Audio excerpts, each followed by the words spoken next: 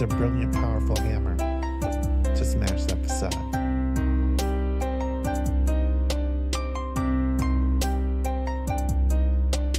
It's a brilliant, powerful hammer to smash that facade.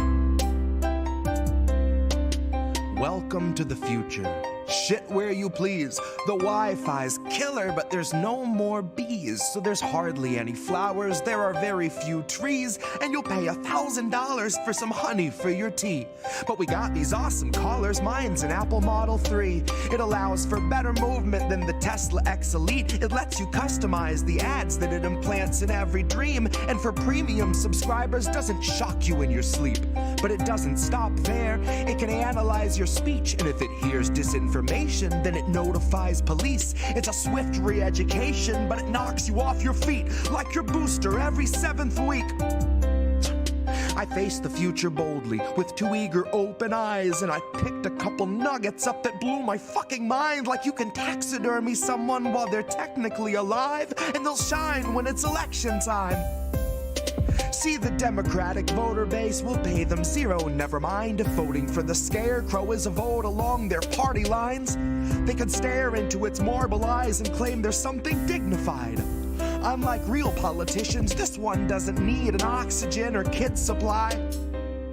But its function is the same as those who came before. The goals are never misaligned. It still spends all its working time performing pre-recorded fleecing sessions where it sugarcoats your slow and hungry genocide, while pouring billions into Nazi coffers, all the while selling you the story that we're moments till the MiGs arrive. So fuck it, ask Zelensky if he'll help replace our leaded pipes. Watch a fleet of Penske's show, stacks of bills in every size. Guess it only took a black sun and a couple Hiles. Honorary goose step and some Nazi boots a quarter mile, all while Biden sneers his sordid smile. I don't know what was in this morning's vial, but it makes him stare 1,000 yards through all the prompters and the cards like he can smell the nearest child. His eyes are wide and wild, wider than the grave in which another 1,000 families were tossed in as I typed until they rose up to the sky unceremoniously piled. Which sort of flies right in the face of all this network ticker tape where the American economy has superhuman vitals. And sometimes some people come along with a hammer. See, I like to think my trial's gonna play like a recital. I'll denounce the world around me and accuse the most entitled, who weaponize their titles, whose pull is something title, who'd starve us all to death to best delight their blighted idol. So they might destroy the record, and I will never get to vinyl. So my word is not immortal, but it's final. It's a brilliant, powerful hammer.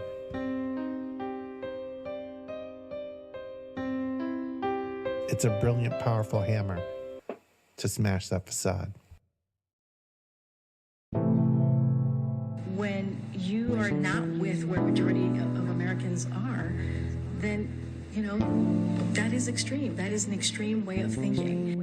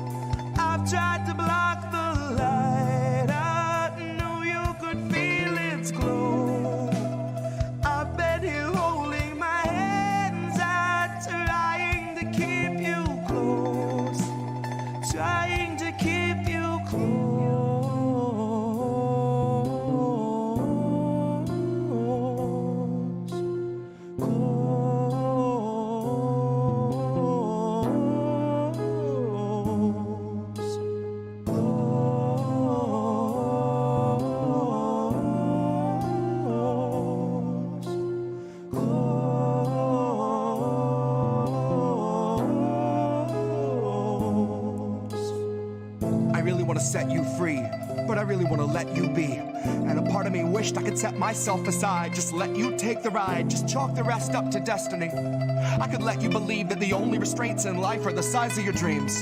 Let you believe each kid grows up with the world at their feet. When I know too well it's open season, I know they're taking stock and raising stocks and raising stock. And I'm simply not here to sit and watch as you learn the lesson all cogs are taught. Keep your head down and keep to task and just keep on blocking the rest of it all out. Just keep on with the rest of the herd of a million adjacent oblivious workers. The forest unseen for the trees, and the trees unseen for the fallout. No, what's more damning, baby, the truth or the ignorance? Fuck it, I honestly wonder if I see the answer so well. Baby, believe me well, I know it's scary, I scare myself. If I could find a way out of my head, I would run like hell. I would ditch this body politic, mindless occupant somewhere far from the dismal abyss. In the tranquil crystalline bliss of the beach, I could rest with the rest of the shells. And if anyone asks I'm anywhere else, if I'm really needed, just light the candle, then read the book, and then ring the bell. Oh, my untarnished heart, my little perfect soul, this world will melt your mercy down so they can sell its gold. This world will take your worth and then demand 1,000-fold. It's full of greedy pigs who'll eat you out of house and home. They'll strip your bank account and sweep you somewhere down the road, and then return to eat your tent and shitty bike you rode. Your bottled water, only shoes and coat and broken phone. Then smiling in your face, they'll tell you that the shelter's closed.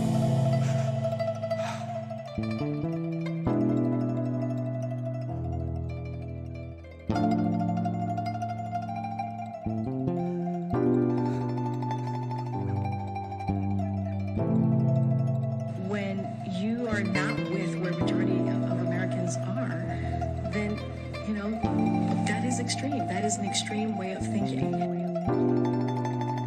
Hoped you would never find out, knew that you had to know. Pulling what's left of my mind out, trying to tell you so. I tried to block the light out, knew you could feel its glow. I've been here holding my hands out, trying to keep you close. Trying to keep you close.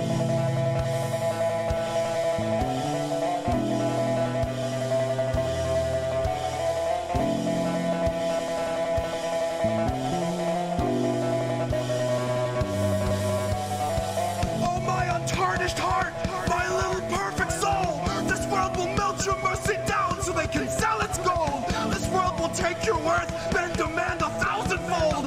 I tried to block the light just so I could keep you close.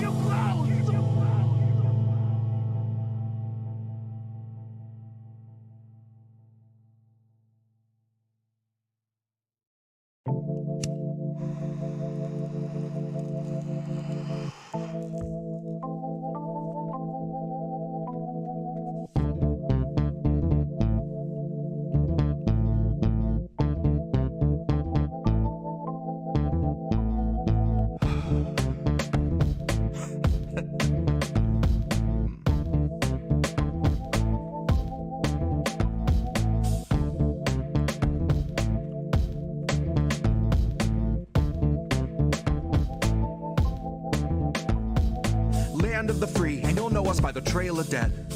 It's just one more world war to complete the set. When you live by the pike, you die by the pith. You die wide-eyed, still pleading the fifth, or crying divine epithets and pathetic attempts at defense. All empathetic for those on your side of the fence. Well, I'll gladly put you and your legacy into an alternate tense of faltering senses and altered events. Like hun, it ain't a hearse, it's a reaper's stretch. Ah, how sweet, she said. Bunch of hordes in the street like it's Evil Dead. Where the thin blue line meets razor's edge. And where the corporate ladder ascends to a steel-toed boot that awaits on the ledge. You'll be licking it fresh at your boss's request till it stomps each finger and watches you fall to your death and drown in an ocean of debt. Gone with the fodder who gathered to honor the patient left, who purity tested themselves into sections step by step till the next election when it's just one them and the sound of their well-read theorized breath. That's harm reduction for the lowly cost of you holding your nose and just openly buying the theft. Maybe that's all in the flick of the pen. Maybe we're all one unmarked van from a trip to the pen, being guarded by pigs who exist on a diet of dying breaths of much worthier men. Honey, heaven's expecting you. Just don't get too hung up on who they let in. Just look up at the shine of the pearly gates. You don't need to worry if there's lead in the paint. You don't need to worry if there's lead in the water, lead in the milk, lead in the honey, lead in the caustic embrace of the Heavenly Father. Lead is the flavor of passive perpetual slaughter. Lead is the taste of us led to the ledge by the lure of the legend of expert consensus, and then beckon to stretch it just one step farther. And I hope all the folks who were boastfully gloating and toasting themselves as the heroes of COVID for boosting their boosters and doing their part are now equally thrilled to be starstruck martyrs, all laid in a government grave with anonymous markers, like you're back from the carvers and off to the splicer. You're the very first wave to be slain in the war against Pfizer, that 100 years war against Pfizer. They are thinning the crowd that is striking right now to bleed adequate pay from those inhuman misers, who all sit in their office and designate coffins to people regarded as nothing but profit for Kaiser. Still, the Dems want you nicer. Dems want you softer. Dems want you kinder. Yeah, they all want you graciously starving in silence. You will speak when you're spoken to. Rest of the time, you and all of us peasants are merely depressing statistics neglected in Congress's binders. All bled, bone dry, then fed to the grinder. Our headstones line each step as reminders. That's a lesson in object permanence learned in the furnace by workers consigned to the fire. Workers bled, bone dry, then fed by the fed to the grinder.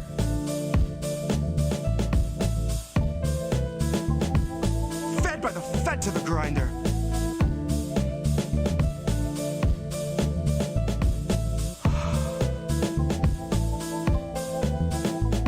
Now the Fed went straight to your head. Mind what you hide in your size unsaid, and your eyes turn blind to the signs unread. Flag bright red, so you let it in bed. You let it inside, and you'll see that it's fed. Never you mind that it grinds your wealth into bread for itself, then it bleeds you dry, then it dines on the dead. Now the Fed went straight to your head. Mind what you hide in your size unsaid, and your eyes turn blind to the signs unread. Flag bright red, so you let it bed. You'll let it inside and you'll see that it's fed. Never you mind that it grinds your wealth into bread for itself, then it bleeds you dry, then it dines on the dead. And the Fed went straight to your head. Mind what you hide in your size unsaid, and your eyes turn blind to the signs unread. Flag bright red, so you let it in bed. You let it inside, you'll see that it's fed. Never you mind that it grinds your wealth into bread for itself, bleeds you dry, then dines on the dead. The Fed went straight to your head. Mind what you hide in your size unsaid, and your eyes turn blind to the signs unread. Flag bright red, so you let it in bed. You let it inside, and you'll see that it's fed. Never you mind that it grinds your wealth into bread for itself, then it bleeds you dry, then it dines on the dead. Here's where our leaders would see us all led. Here's where our leaders would see us all led. Here's where our leaders would see us all led. Here's where our leaders would see us all led. The Fed went straight to your head. Mind what you hide in your size unsaid, and your eyes turn blind to the signs unread. Flag bright red, so you let it in bed. You let it inside, and you'll see that it's fed. Never you'll mind that it grinds your wealth into bread for itself, then it bleeds you dry, then it dines on the dead. Fed went straight to your head. Mind what you hide in your size unsaid, and your eyes turn blind to the signs unread. Flag bright red, so you let it in bed. You let it inside, you'll see it, it's fed. Never you'll mind that it grinds your mind, that it grinds yourself, then it bleeds you dry, then it dines on the dead. Here's where our leaders would see us all led.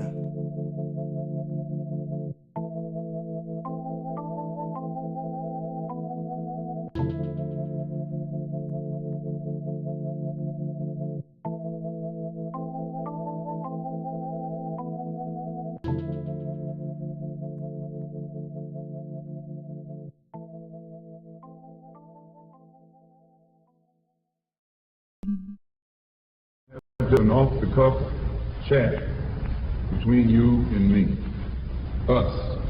We want to talk right down to earth in a language that everybody here can easily understand. these people. It's us. We're these people. I love that intro.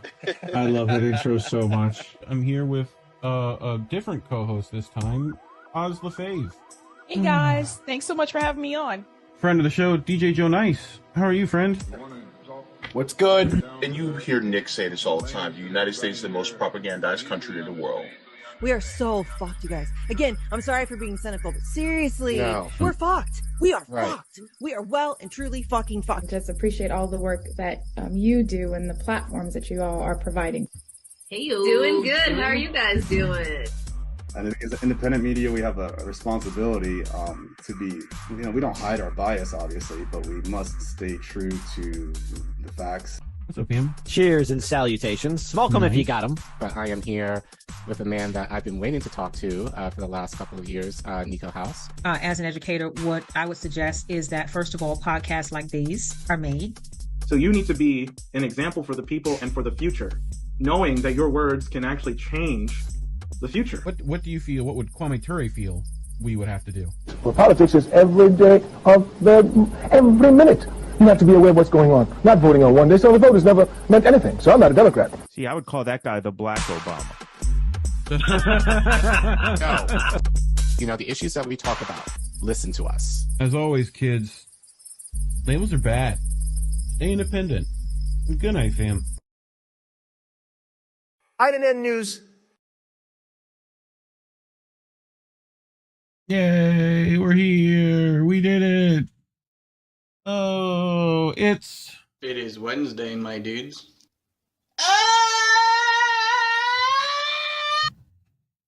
We did it. Guys, there's good news. Good news, everyone.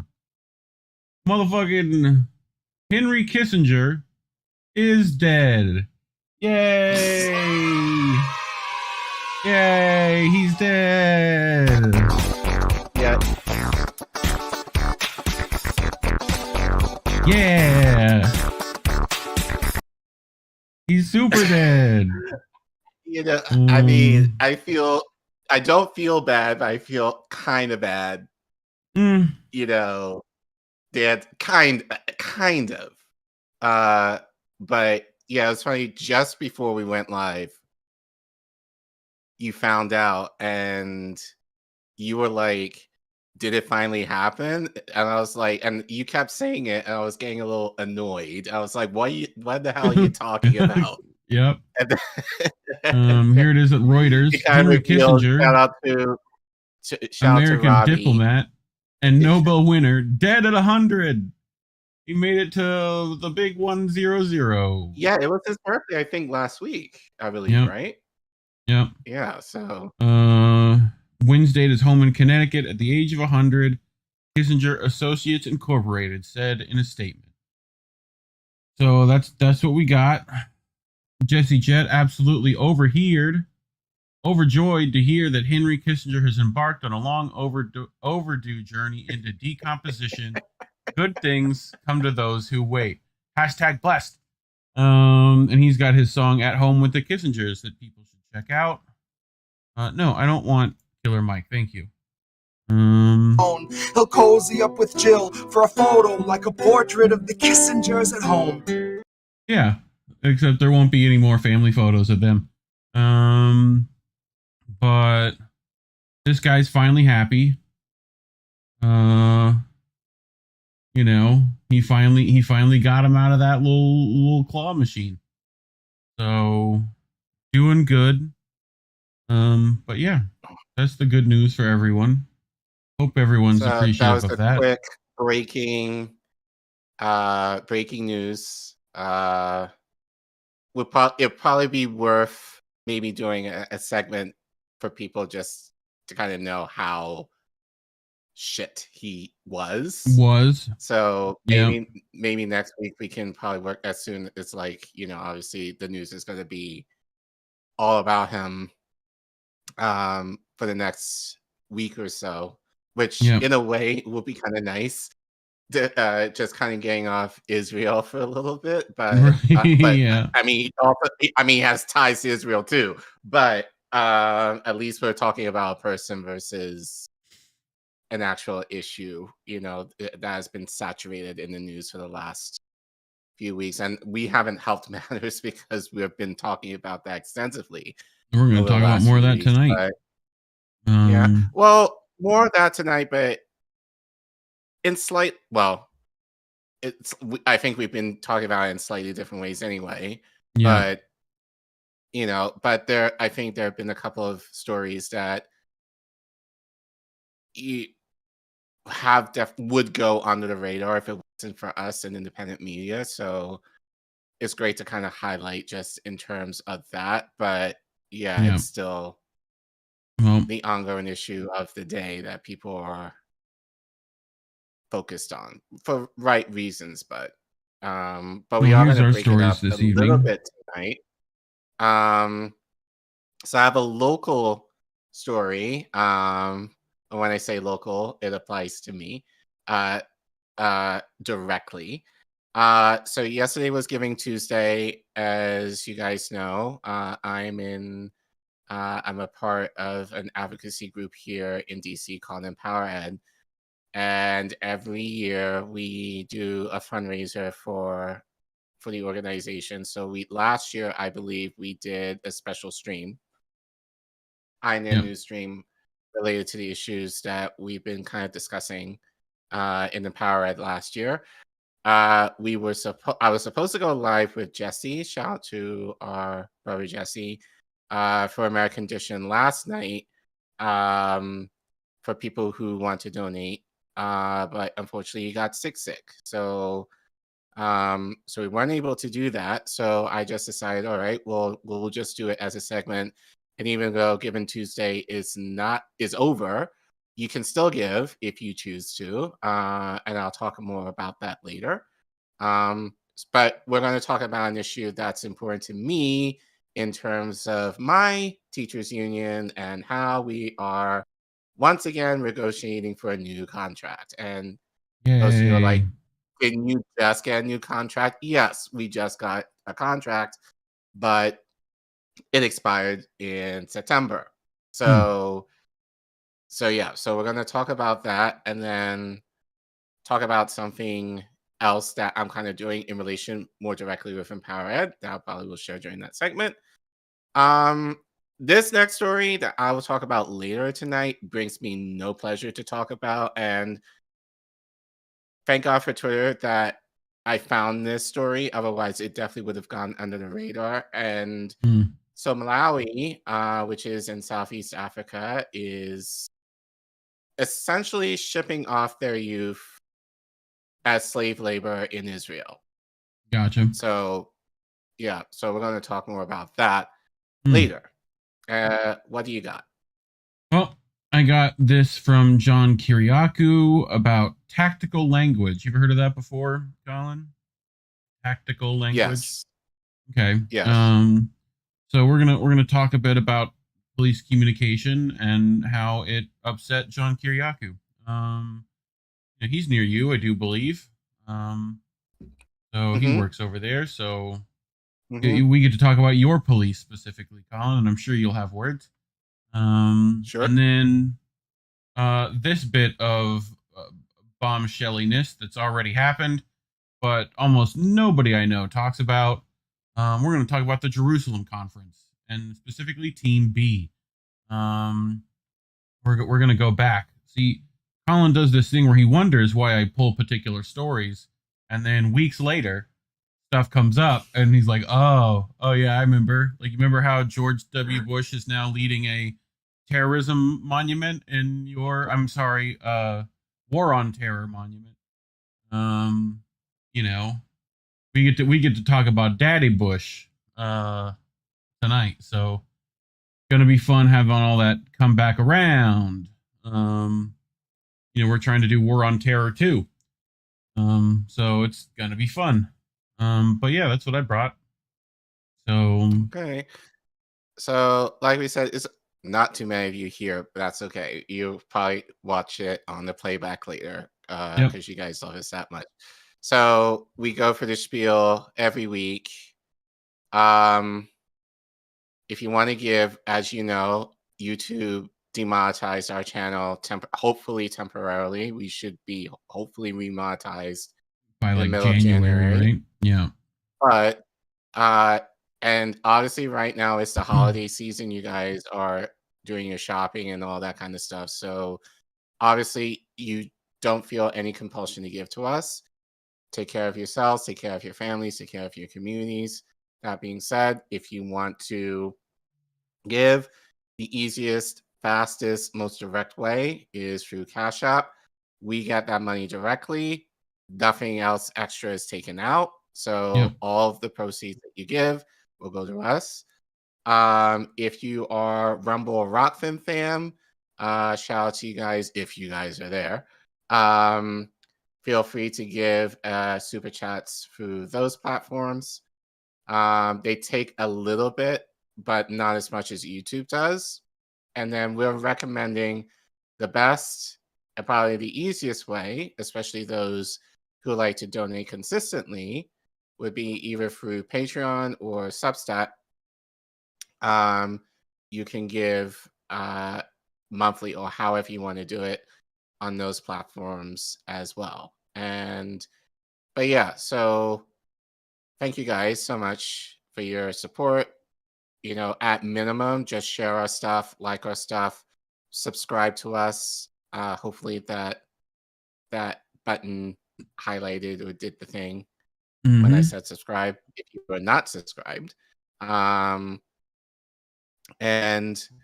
yeah, we love you guys and thank you for checking us out, doing the thing, and all to our supporters in the past. Thank you. We love you and appreciate you sharing our stuff and following us and tweeting us and all that good stuff. So thank you. Yep. You ready? I'm ready. So if you want to give,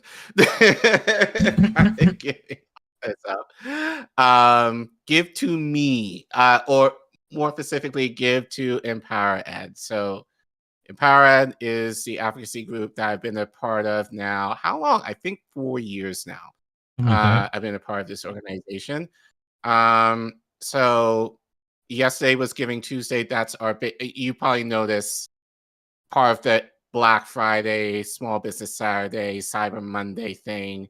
I guess the capitalists decide, oh, we can't just have people just buying stuff. We have to give, make sure that we have a day for people to give in charity. So Giving Tuesday is well known for, you know, to giving to organizations, especially at this time of the year, to finalize the books for the year, depending on the organization. So we're a part of that. So we're trying to fundraise $10,000 for Empower Ed. I think right now, for when I just looked at it before we went live, I think we're around, close to 7,000. Since yesterday, but definitely got the bulk of our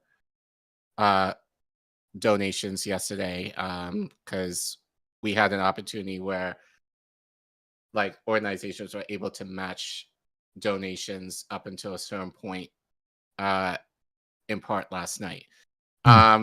So like I said, I was supposed to go live with Jesse Jet, to do kind of an extension of this on American Tradition. Unfortunately, he got sick, so we weren't able to do that. So I just decided to make this a segment anyhow. So, but what I want to kind of bring up is, so you guys know I'm a teacher. I'm a part of a union. And many of you might be aware that we just got renewed our contract. When was it? Back in February of this year. Unfortunately, because there was this song and dance with our union and our school district for 3 years, contracts are renewed every 3.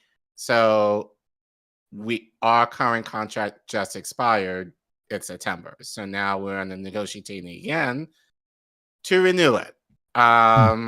And once again, DCPS, DC Public Schools, is dragging their asses Of course they are. to come to the negotiating table. So that's what I want to focus on tonight, and then talk about how this relates to Empower Ed, and then something I have mentioned on the show before, but I'm actually going on a conference next week in relation to some, I guess you could say, policy training in terms of, I mentioned a few weeks ago that we're going to look into how we can achieve a tax credit in DC. So I'm actually going to Atlanta next week to kind of figure out how we can advocate for that here. But this story is from Move Forward, Sir.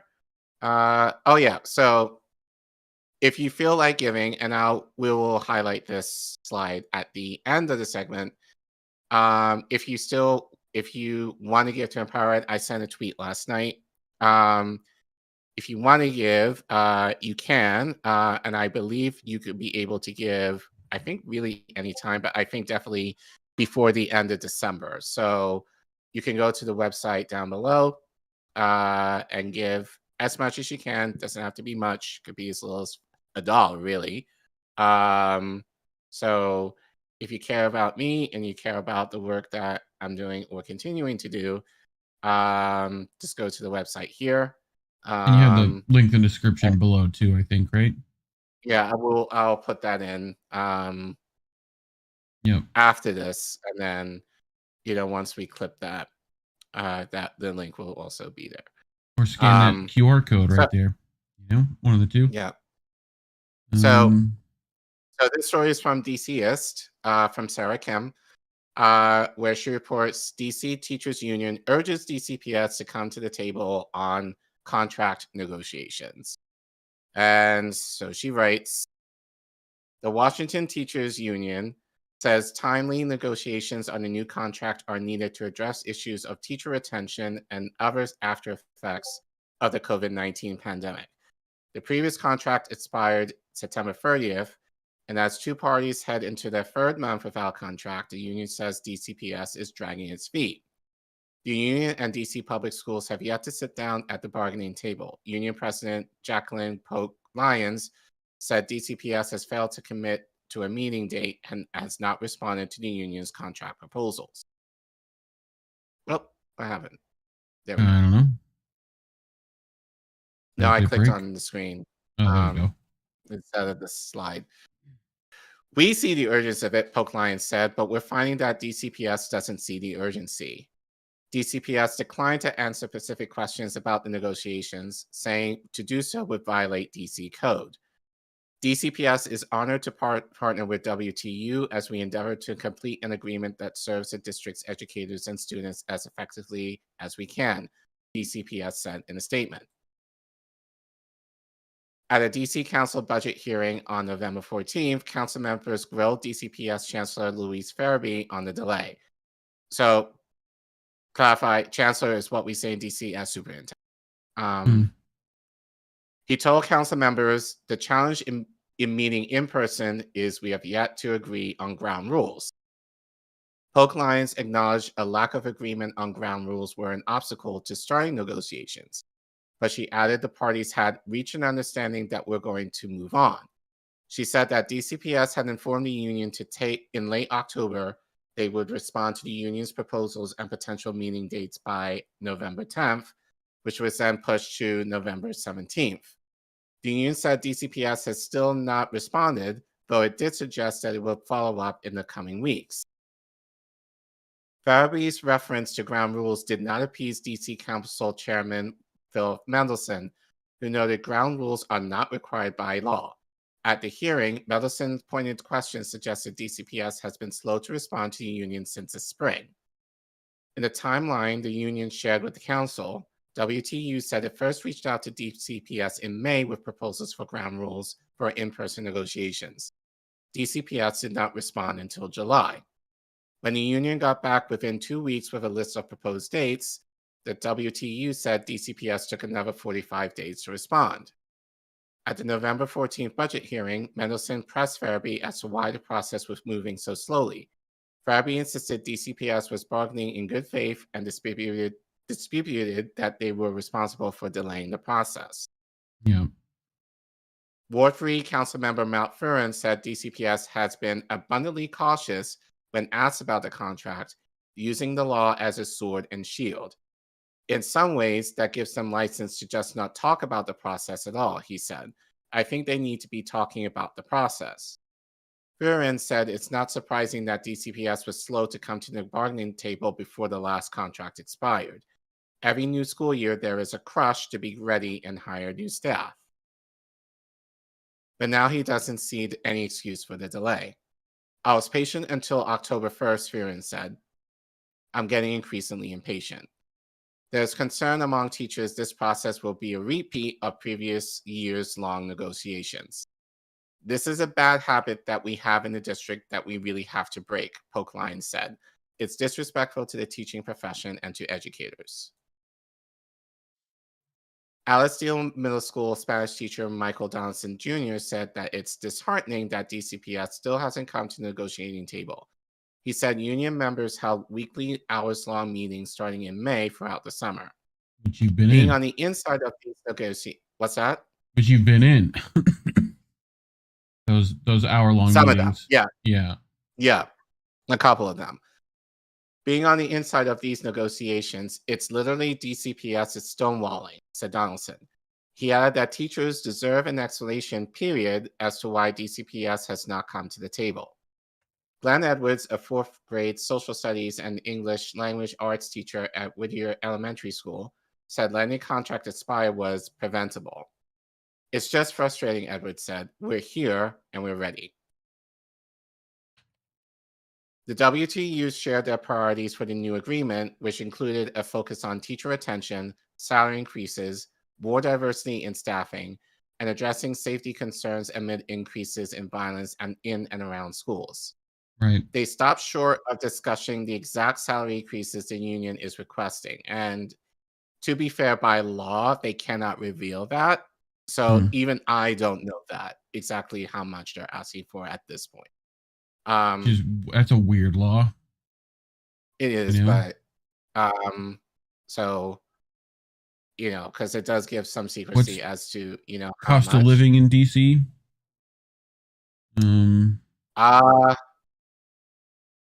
I know living wage here is actually I should look this up. So why don't you look it up while I continue? I think we've looked it up before. I know as far as the hourly wage, I think it's around $23 an hour. That's yeah, and that's for here. That's a pretty conservative estimate, right?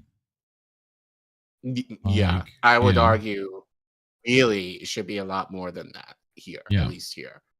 But anyway, if you look it up just as far as maybe I mean, for teachers, salary, they probably should make more than the minimum wage, well, I should check this. The starting salary in DCPS, assuming that you are a first-year teacher with a bachelor's degree, I believe, and I'll have to double-check this, but it's about 55. It's between 55 and 60,000, which,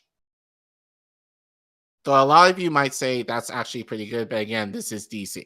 So, so I think actually that's more on the cheaper end, considering the cost of living here.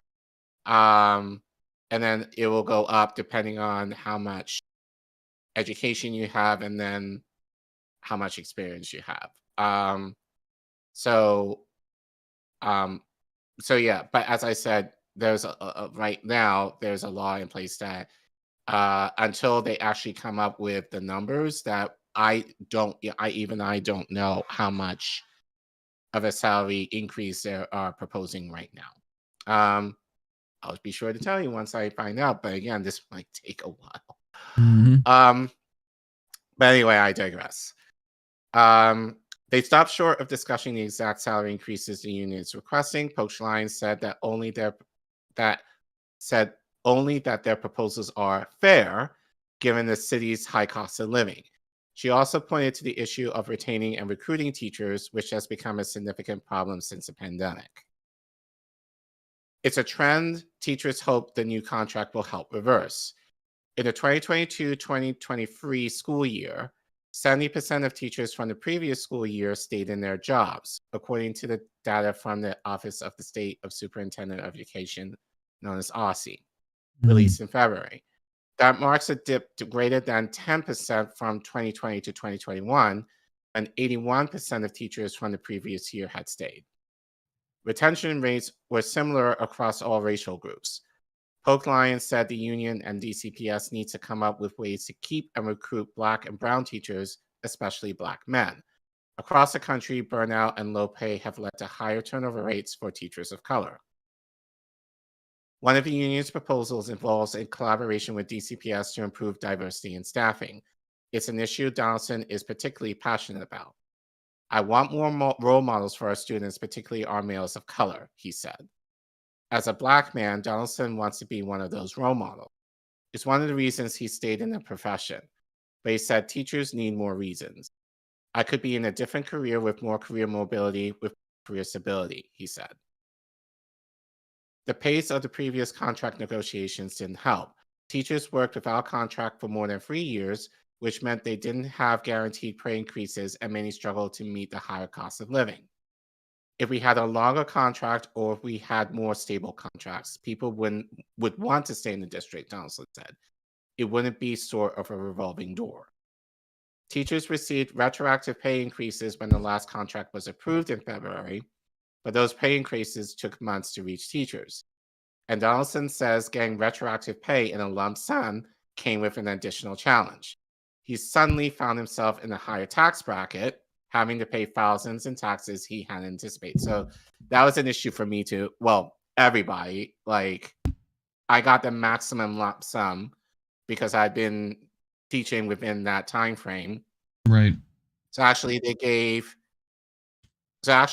two the retroactive pay, two portions of it. One in, I think it was May. No, in April, I believe, if I remember right.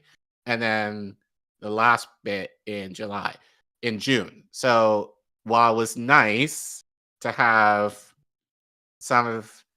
a lot of extra money over the summer,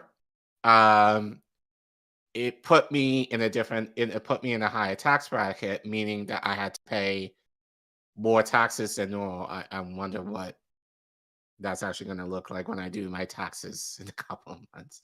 Right. But so the government got quite a bit of money from me this year in terms of taxes. But that was an issue that a lot of teachers didn't like, was because it was a lump sum. Right. A lot was taken out of taxes out from that.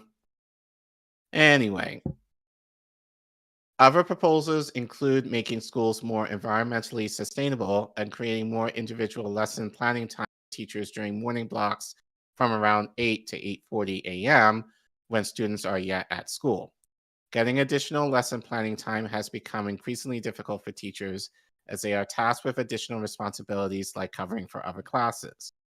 The union is also seeking continued dental and vision benefits, pension plans that are competitive with other industries. They are also asking for more athletic trainers for students. Polk Lyons said an ongoing shortage is unsafe for students. Another priority for teachers is improving safety in and around schools. An uptick in violence has been a common source of stress for teachers. In a teacher survey by the union, the majority of 800 respondents said that they were noticing more fighting between students. There are also concerns about violence outside schools. On October 26, Glenn Edwards was teaching class at Whittier Elementary when they were ordered into lockdown, along with 2 neighboring schools because of reports of a shooter in the area. I sat on the floor with the lights off, sheltered in my classroom with worried faces staring at me for 2 hours and 8 minutes. It was the longest lockdown we had experienced. The union has been circulating a petition demanding that DCPS respond to their contract proposals on safety. I just think it's indefensible that the district is not coming to the table, Edwards said. What are your priorities if it's not for the safety of your students and the safety of your staff and the safety of your family and community? Specific recommendations include expanding safe passage, distributing an annual survey to teachers to determine common safety concerns, and forming a committee of teachers dedicated to safety solutions. Donaldson said they want their solutions to be based on what the community wants. He said they are refraining from prescribing specific divisive solutions like bringing in more school resource officers, SROs, which he called a mixed bag. Many school districts across the country have shifted away from SROs as distrust in police grew over recent years. But he does feel a need for more community relationship building with officers in general. There's also a push for expanding mental health resources to support students and better emergency preparedness within schools. It remains unclear when bargaining will start, despite pressure from other government and education agencies to accelerate the process. When approving the last contract in February, the DC Council tasked the union and DCPS with starting negotiations for the next contract quickly.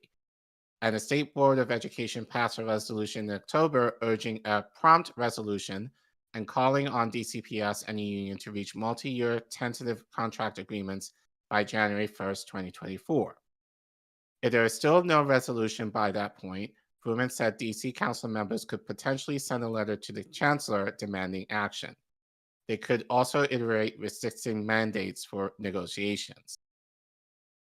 Otherwise, Fruman said he's not sure how much more we can do. Fruman said DC public budget concerns may be on DCPS's mind, and they may be reluctant to act quickly because measures like salary increases would draw from the budget. Whatever it is that they have to give up in these negotiations, they probably aren't in a hurry to have to give up, he said. Among the teachers, Edwards said the frustration is a quiet resignation this year. We're not surprised, he said. Teachers aren't taken to the streets just yet, which they did last year. And I would argue, no, we didn't. Like, it wasn't like... it wasn't that many. It wasn't like what was. What's that? It wasn't that many. You were saying? No, it wasn't like what you're seeing right now with the protests in the streets for Palestine right now. It was just more like standing outside your school after hours or before hours. With picket signs or whatever. If you did that, that's to me not striking. You're maybe bringing attention to it, but protests have to hurt in some way, shape, or form, which that's the biggest issue that I have with it. Actually, I will get to that later, but yeah, I can't say what we were doing, speaking off record, was, protesting in any sort of way, because it really didn't affect DCPS at all for teachers just standing outside the schools after the school day was done. Right. So, other than some the slight public pressure, if at all. Well, slight PR, maybe, but again, nothing significant where it was significant to me, at least. Right. Anyway, Donaldson said, as disappointing as the beginning has been, he has hope that it will get done. I feel like I can make a change, Donaldson said. I think that's what's keeping me here, honestly, is knowing that I can keep pushing for change. Our union wants that. Yep. So, but yeah, I think, really the end of the short of the matter is striking. Actually, we can't, it's illegal here, as it is in most states at this point, but we've talked about a lot, and I know you've talked about on how do we miss that. There have been a lot of school districts that have done wildcat strikes with actually great results. And I said this last year in terms of, because while they were still negotiating our contract, our mayor was up for re-election. So my thing was then, okay, well, if she wants the teacher vote, strike.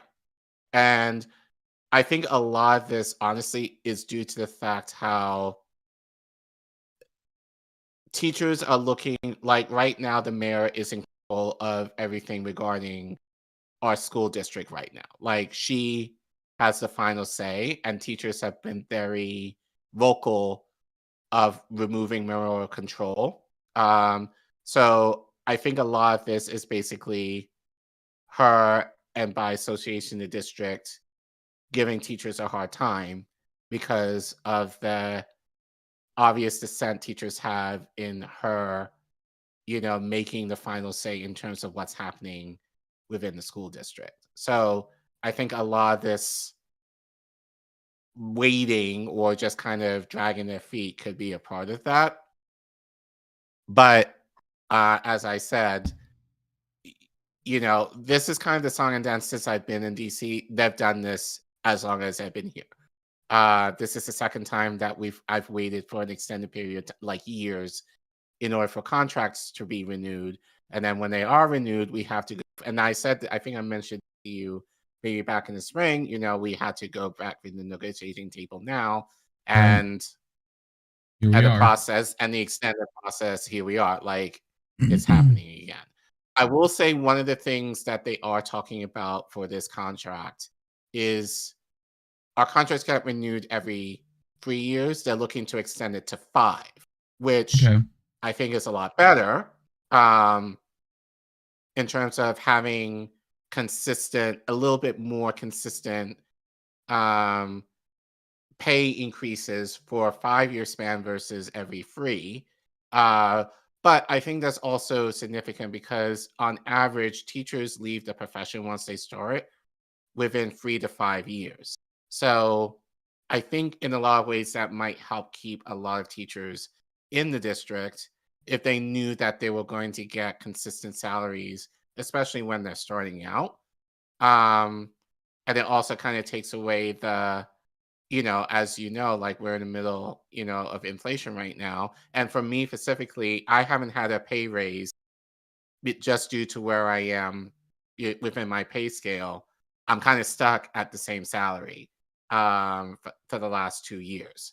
So, while fortunately fortunately my rent has been stable, like it hasn't gone up since I moved here last fall. Right. Food is everything else for me has gone up. So, so I am having less money to kind of throw around for things, even though for certain aspects of, my budget, like rent, have remained fairly stable. So I did want to kind of show some of the things that they're proposing. The article kind of mentioned some of them, but I forgot. So maybe I could share that another time.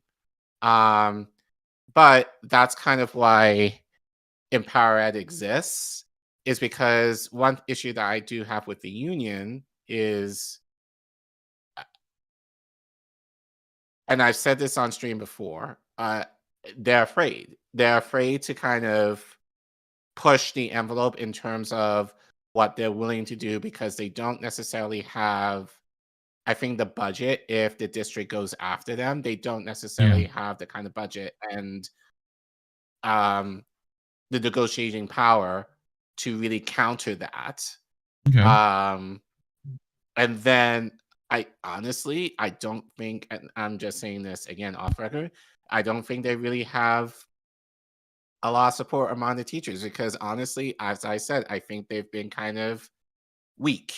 And I've said that as such with some of the, leaders of the union in terms of, they kind of both sides the issues. They try to pretend that, oh, we're supporting teachers, but I'm not necessarily doing the things, I think, especially in light of urgency, like right here, to be able to kind of push, as far as striking, to actually make an impact.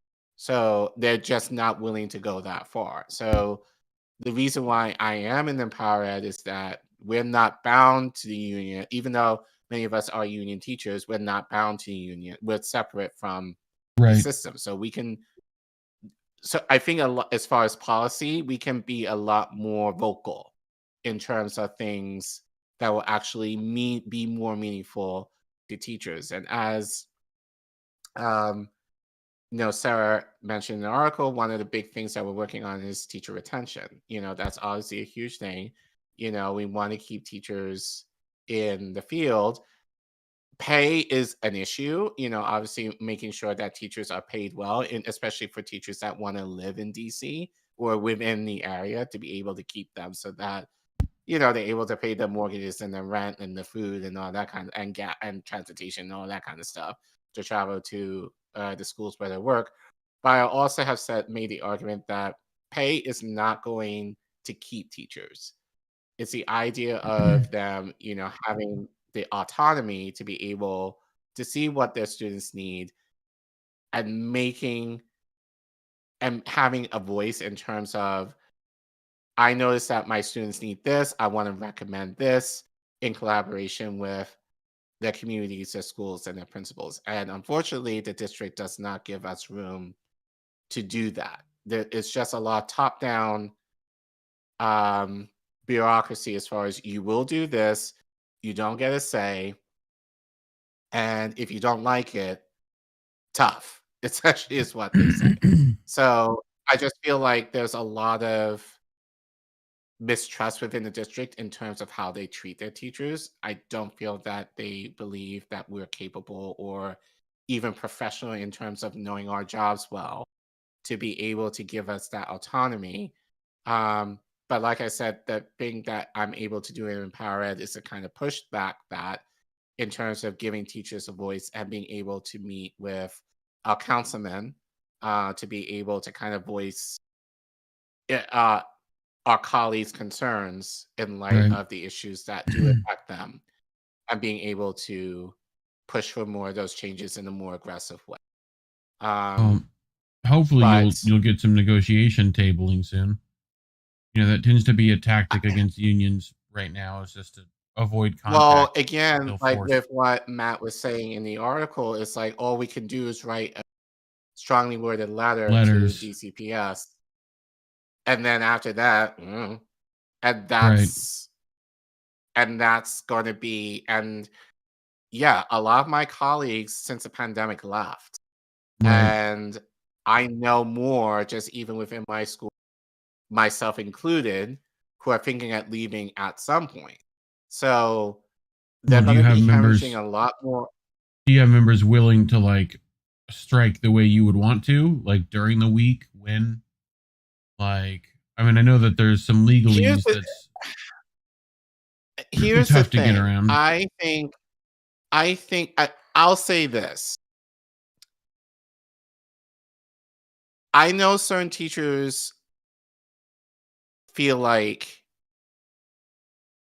they don't want to because they feel like, I think they think in terms of the parents.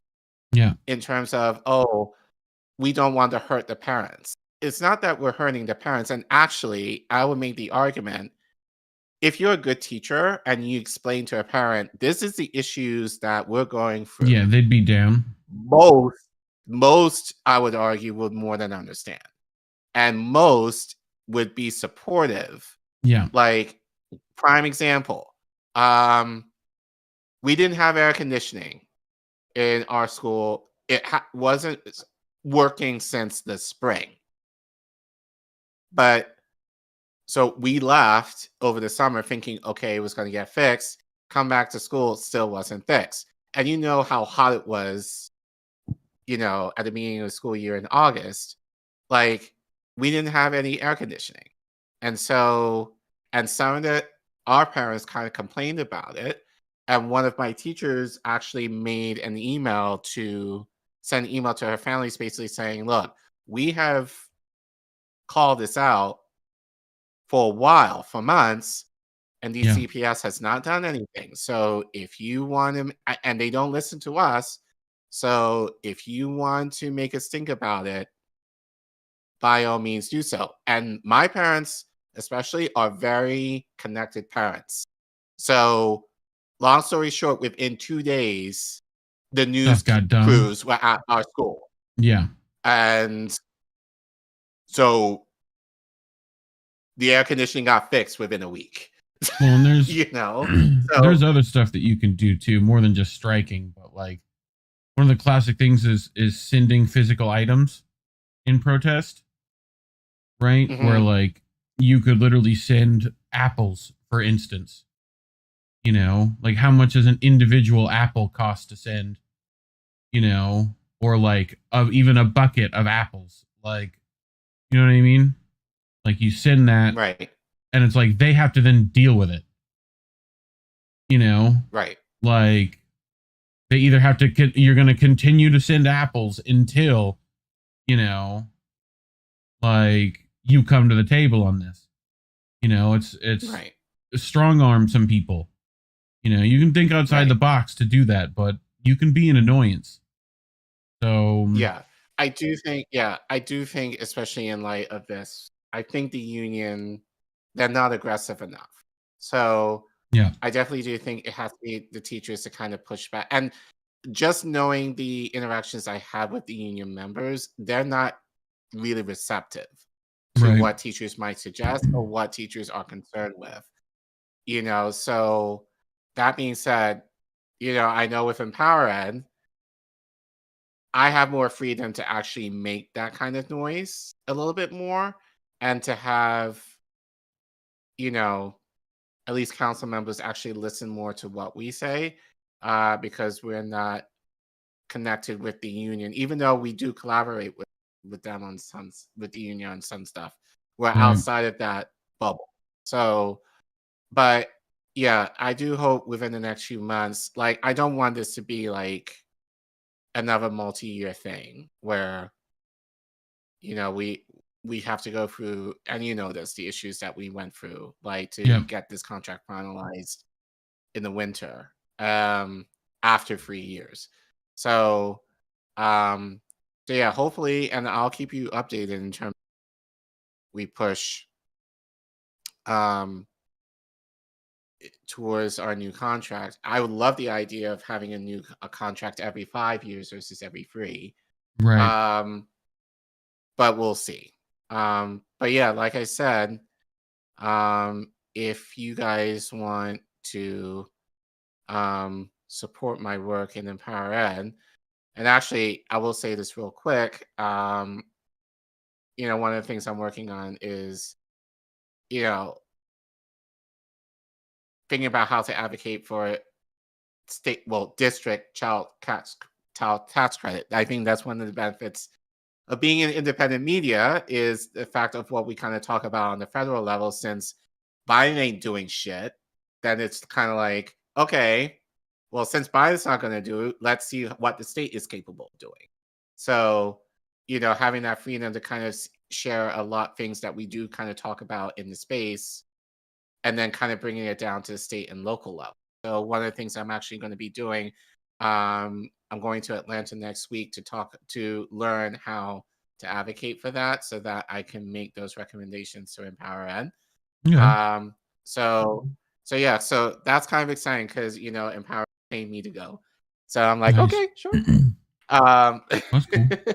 But obviously, given that kind of work, you know, we need a lot of support in order to do that. So if you want to go back to that slide, I think, as I said, we would like to raise about $10,000. So that includes, as I said, doing the kind of stuff that I'm doing, you know, as, you know, going to trainings, you know, like, having the resources to be able to, you know, pay for speakers to come in, you know, and having more opportunities for us to do more stuff on the ground, to talk to teachers, and then meeting with council members, and then paying for some of our staff, you know, like, or at least giving stipends, like, to me, to be able to go to this conference in Atlanta. That kind of stuff takes money. So so it's I said oh, I was so off. I said 7, actually closer to 6. But 6,000 we've raised. So we're looking to raise 10,000. So any means that you have to support, we would appreciate. So again, I mean, Giving Tuesday was yesterday, so a lot of push was made to put you're about yesterday. $6,000 so far. You need 10, right? So yeah, so we're over about halfway. 4,000 short, but Yeah, but like I said, you feel free to give through the end of December. So Jenny, so I think we'll probably might feature this, for the next few live streams, up until the end of the year. So instead of maybe get the INN, obviously, because we need the money too. Do both. But if you feel so inclined to also give to Empower Ed, and support me in what I'm doing on the ground, definitely give to us too. We will definitely appreciate and thank you for any support that you're able to do. And like I said, being an independent media helps me to kind of bring a lot of these issues locally and kind of push our council members to actually do a lot of the stuff, like student loan forgiveness. Those issues that I talked about frequently, we've been able to kind of make that suggestion to our councilman, like, hey, how about since again Bime ain't doing shit, how about you guys see what you're able to do for at least for teachers? How about seeing if teachers can get some type of forgiveness, in terms of retention, as a possibility. So that actually has been talked about and looked into a little bit by our council. So gotcha. Well, speaking of DC, this is John Kirkakou. If you don't know that face too well, whistleblower himself, went to prison for it. So he's dealt with police officers quite a bit, which you're familiar with the DC police force. This is the Secret Service police force on top of that in the background. But John Kirkakou wants to talk to you about tactical language. What's that, you may ask? Well, we'll get to that. But he writes about aggressive cops in Consortium, which, shout out Consortium. They're doing pretty incredible work right now. If you're not reading their articles, you should be. We tend to. But police are allowed to swear at you. It's called tactical language, and it's meant to establish immediate dominance. So this is the psychologist in public service, particularly the Division 18, which Kirkakou is going to get to their study in a second, but they talked about tactical language. Many have established that the use of profanity in a professional capacity can lead to unfavorable or outright negative evaluations of performance. Despite the importance of the quality of verbal interactions with members of the public, few studies have considered the impact of police use of profanity in these exchanges. Though many police officers may use profanity, sometimes referred to as tactical language, as an additional use of force tool, it may lead to increased risk to the officer by way of subject retaliation or backlash from the public due to a perception that the officer is out of control. Because they definitely haven't been called that frequently, Collin. Right. So, but yeah. Watch your profanity. So, Kirkakou begins. Something on the way to work infuriated me recently to the point that I had to write about it. I'm interested to know if I'm being too sensitive or if others have had the same experience and are as angry as I am. Warning, I use strong language in this article. Some readers may find it objectionable. Kirkakou rides a Vespa to work every day from Arlington to my office at 17th and K Street in Northwest Washington, D.C. The total trip is about 3.5 miles. Because of traffic light synchronization, I always get the light red at the intersection of 17th and E Streets Northwest. This is immediately next to the old executive office building, which is attached to the White House and houses the offices of the Vice President and the executive office of the President. As you can imagine, there's always a significant police presence. You can confirm that, Collin, I'm betting? Sure. I don't go in the White House area often, but sure. Yep. So That police presence is usually not a problem, but on Tuesday of last week, traffic was jammed up at 7 a.m. in a way that just wasn't normal. Because I'm on a Vespa, I always legally wind my way through the cars to get to the front of the line to make my left turn onto 17th Street. I did that on Tuesday and got a front row seat to the eventual departure of Vice President Kamala Harris from the White House grounds. It wasn't a big deal. You see the VP and cabinet members around town all the time. I see President Joe Biden's motorcade at least once a week. All it does is screw up traffic. Anyway, uniformed Secret Service officers have stopped traffic going in all three directions at the intersection, waiting for Harris to pull out. The light cycled 3 times. Wow. To my right, a driver who was waiting to continue north on 17th Street decided that he couldn't wait any longer and began to make a U-turn to instead go south on 17th Street and presumably get around the jam up. An uninformed Secret Service officer on a bicycle screamed, "You! Turn the fuck around! Get the fuck back in line!" The driver briefly protested that he had to get to work and there was nothing wrong with the U-turn when traffic coming in the opposite direction was blocked. The response from the cop was, "Shut the fuck up before I pull you out the fucking car."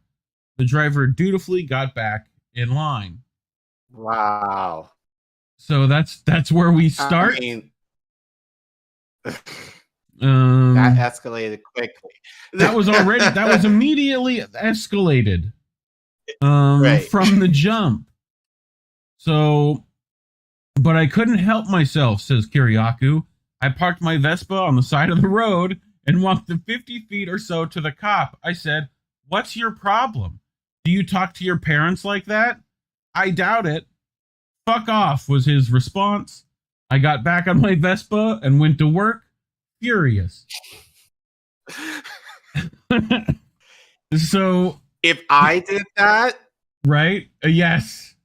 See, I can't do that. Yeah. Oh, so yeah. That's his privilege saving him, because if I tried that, I would have been whooped right there. I'm sure. You would have gotten dragged off that Vespa, you know. Right. So the incident reminded Kirkakou very much of something that happened to me half a block away, just behind the White House 2 years ago. Somebody had stolen the back license plate from my car. I reported it to the police, who gave me a form to carry with me in the car until I could get new plates, in case you get stopped, which you will. The cop was right. I was stopped by police in 4 different jurisdictions 6 times over the next few weeks. Every time, the cop said that his Stinger system had detected a stolen plate and they needed to make sure that I was the owner of the car. No problem. I did have a problem the 7th time I was stopped, however. A young, aggressive, arrogant, uniformed Secret Service officer walked up to my window and asked, "Do you know why I pulled you over?" I was a little short-tempered because the Secret Service had just pulled me over in the same spot the day before for the same reason. So I answered, "Well, if you don't know why you pulled me over, then how am I supposed to know why you pulled me over?" Oh, wow. He said, "Get out of the fucking car."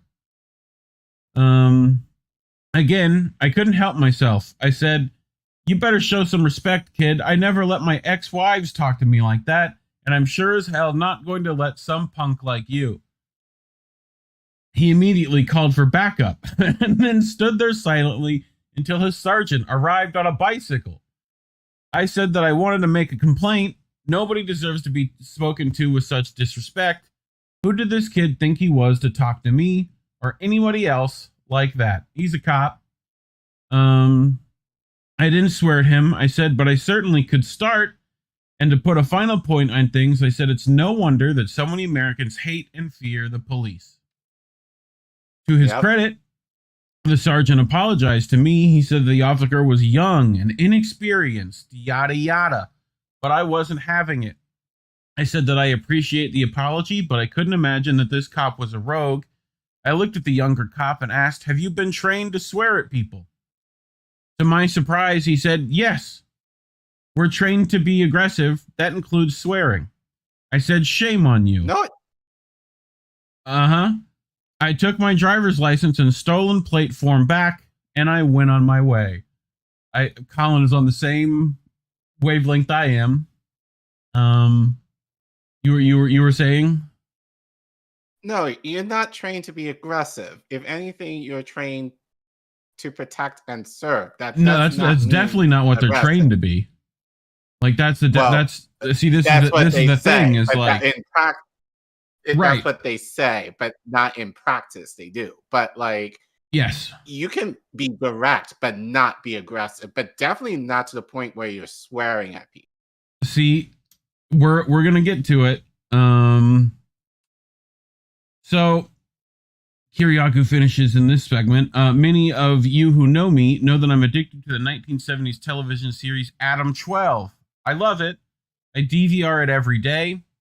I've seen every single episode at least 50 times, no exaggeration. There's one episode where the protagonist, Pete Malloy, is called in the lieutenant's office for a dressing down because he was rude to a citizen while writing a ticket the day before the lieutenant reminded him, "Our slogan is to serve and to protect." And he added that you have to be a bigger man. When did that change? So, right. Here's the thing. I've been around some of this police training. It's so they talk about this thing. It's called verbal judo. Okay. And they speak verbally like you would a fight. Right. So things like verbiage and stuff like that are strikes. Right. Like it's literally planned out like it's a fight. Okay. So literally it's it's verbal abuse. Right. You have like takedown. Well, there's like takedown strikes, control, all that stuff, but it's verbal forms of that. Right. Right. So not necessarily abuse, quote unquote, although strikes are and can be. But we're going to get to some of the use cases. But I wanted to pull up. This is straight from Police Mag. Like Police Magazine. Did you know they have a magazine, Collin? The cops? No, but it wouldn't surprise me. So this guy, correctional facilities guy, he's going to explain some communication skills for police officers. Okay? So, look, Law Enforcement Magazine. See, police combat strategies and tactics. Communication skills. That's how they view this.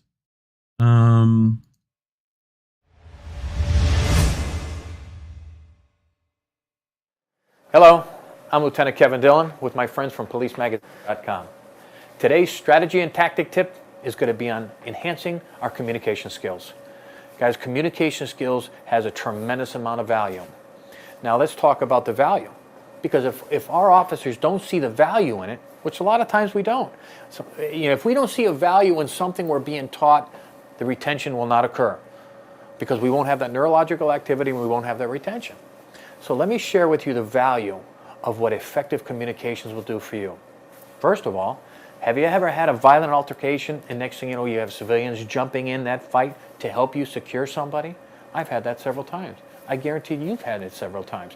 My colleagues have had it several times. Another thing is when it comes to presenting our case to court, civil litigation, we always have people making assessments from the jury box of what they believe. Now, again, don't believe what the media represent to us. They still look at it as the shining array of a warrior of what you are. All right? Now. Blit. Terrible thinking, but yes, continue. We diminish that, unfortunately. We can diminish that with a 4-second contact. It's what I call hero to zero. Remember, most of the public already views you as the hero you are. But can you imagine you being an individual of the public? I mean, I beg to differ. What part of the public we talking about? Like the percentage is probably a lot lower than you think there, guys. Maybe the people who are less melanated, but Yep. Public, and you pull up to an officer asking for Main Street directions, and you get this. Excuse me, officer, where's Main Street? Main Street, just keep going straight. You gotta drive away after 4 seconds and make an assessment like, what a jerk. Now you pull up to another officer, Oh, Main Street? Oh, just keep going straight right up the road. You can run right into it and you'll have no problem. All right? I'll be here all day if you get lost. That person drive away is going to have a completely different thought process and recall than the first person did.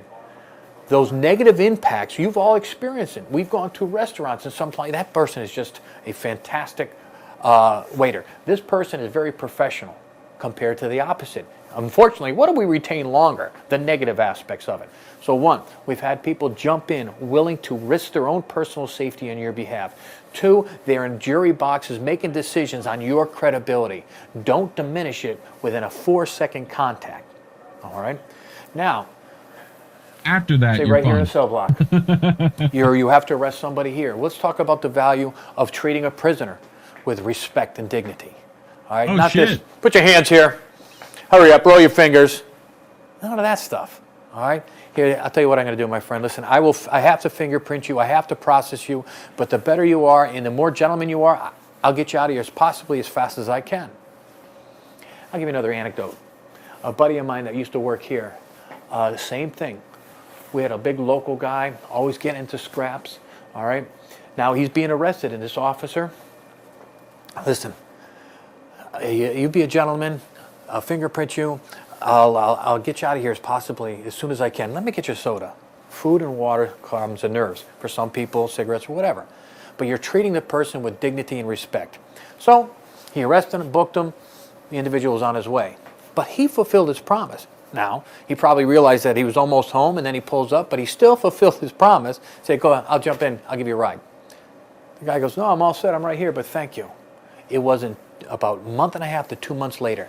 The same officer goes to a fight in progress, runs behind the house, and it turned out to be like a big keg party, 200 people there, a lot of people all intoxicated. Now the officer gets there, his backup is still on his way. Next thing you know, they're starting to surround this officer. What do you do now? Out of the crowd comes this suspect. Bam! Pushes everybody out, stands right in front of the cop. Says, anybody wants to fight with him, they got to get through me first. You might want to get more people here. True story, all right? Another example of how treating people with respect and courtesy are willing to protect you. Now, Malcolm Gladwell wrote a book called Blink, which is a phenomenal book, by the way. Within the book, he talks about a study done pertaining to doctors that are sued, all right? Now, they have determined that the doctors that spent 2.5 to 3 minutes more per patient were substantially less likely to be sued. And it had really little to do with the performance of what they were doing. It's on how they were treated. And of course, and then my law enforcement team will say, yeah, but you know, KD, we understand, but they don't arrest people. And I'm like, well, you know what? You didn't arrest those people in that jury box, did you? And those are the ones that might be just pulled right up to you and asked for directions. I had another individual in a meeting I was in not too long ago. Now he comes up to me, he's a businessman. He goes, oh, hi, Kevin, how are you? Nice to see you again. Hey, how things? He goes, I had to call the police the other day. I said, really? Share it with me. He goes, well, I caught 2 people breaking into my garage. I chased after them, and I called the police while I'm in my vehicle. Now, they fled into the woods, so I stopped because I'm not chasing in the woods. As soon as the officer pulled up, he said, the officer goes, what are you going to do now that you catch him? He goes, why don't you let us do our job? So now here it is, a civilian, our citizens, calling for help. Guys, he responded emotionally, not intellectually or intelligently, right? So he was under a lot of, the typical forebrain shutting down, the emotional brain taking over. I talked about that before, Collin. You know what that's called? Yeah. The amygdala hijack, right? No more prefrontal cortex thinking. Your lizard brain has taken over. It's now flight, or fright. Flight, fright, freeze. That's it. There's 3 of them. Chasing the suspects. But the only thing he could recall, and the only thing he wanted to talk about how was disrespectful, he was treated by an officer they called. Now that's how long-term memory these people will remember those interactions. Guys, let's get rid of this treatment. Treat people with dignity and respect of which they deserve. I've proven to you, and I can prove it to you countless times, that they are willing to jump in. They want to adhere to you, and they will judge and make decisions based on what they believe from you. Don't be a hero to a zero. enhance your communication skills, treat people with the dignity and respect they like. Like I said, in closing, Napoleon said, an iron fist is always better served up in a velvet glove. I'm Kevin Dillon. We'll see you next time. Thank you very much. So, any thoughts? I mean, that just seems to be the opposite. Yes. Of yeah. Like policemen with years of experience, like, are going to tell you, hey, be nice to people. You know? Right. Right. So, but it's that last segment, what do you say in close?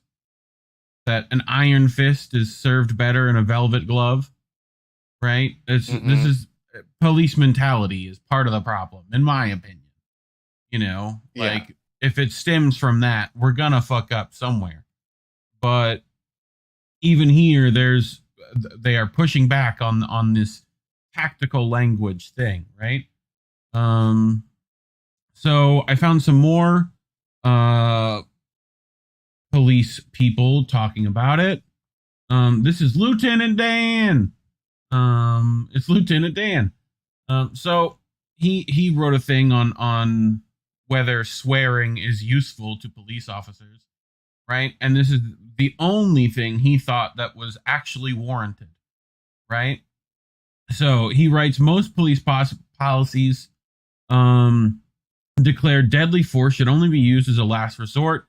If an officer gets to a point where a suspect is armed, non-compliant, and the officer is barely, as they say, to the left of bang, that officer might reasonably believe one attempt at verbalization may include a deliberate, life-saving, tactical cuss. That where this tactical language thing starts coming in, right? An officer on the verge of shooting may reasonably decide to try to save a suspect's life with one last desperate command: drop the gun now or I will fucking shoot you. These words said with the right combination of sincerity and urgency might just prevent an officer-involved shooting. You could call this a last resort tactical cuss. So that's one of the only ways they think it might be useful. Right. Now, in a last resort. Yes. So this stuff is coming from, and I forget this. It came up during Minneapolis, right? But it's see if I can find it. Police training.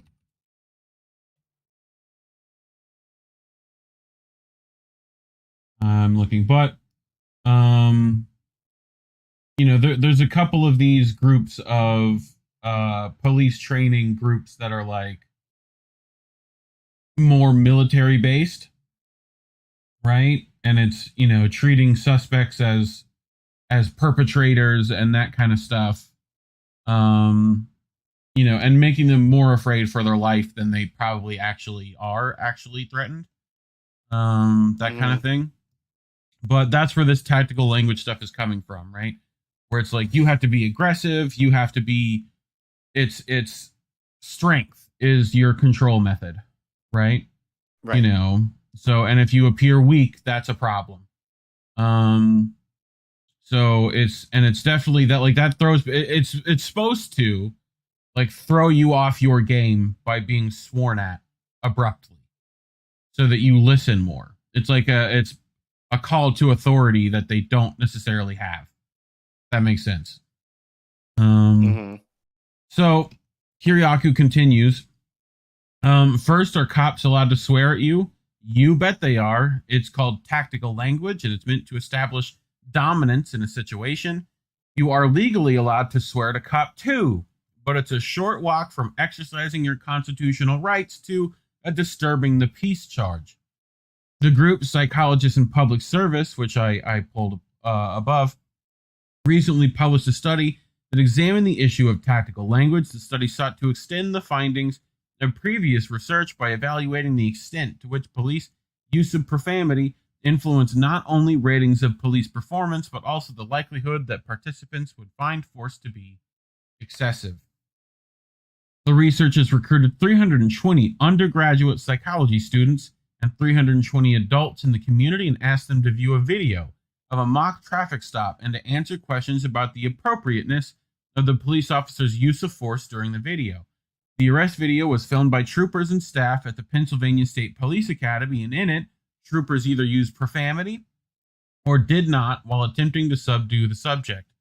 It was predicated that when the troopers used profanity, they would not only be viewed more negatively, but that participants would view the level of force used as excessive after controlling for race, gender, and previous negative experiences with police. So this is like blind study, right? Or while trying to be.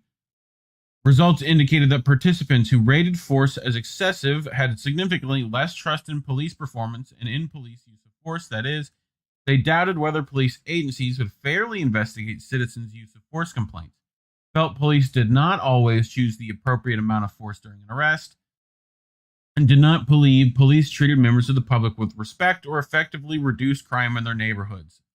These people just sound like smart people. So when troopers used profanity, not only were their interactions with subjects rated as significantly more negative, they were also considered to contain significantly more excessive force than the arrest scenarios in which profanity was not used.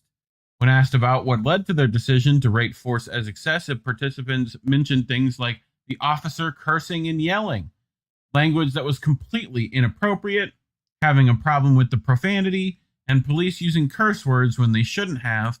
When the troopers used profanity, they were described as lacking self-control, loud and obnoxious, verbally abusive, and frustrated too easily.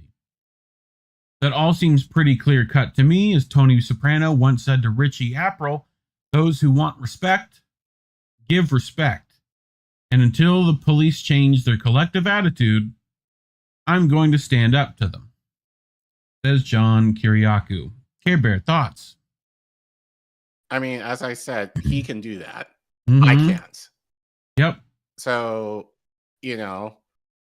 like if I tried doing what he did, I would be arrested. Right.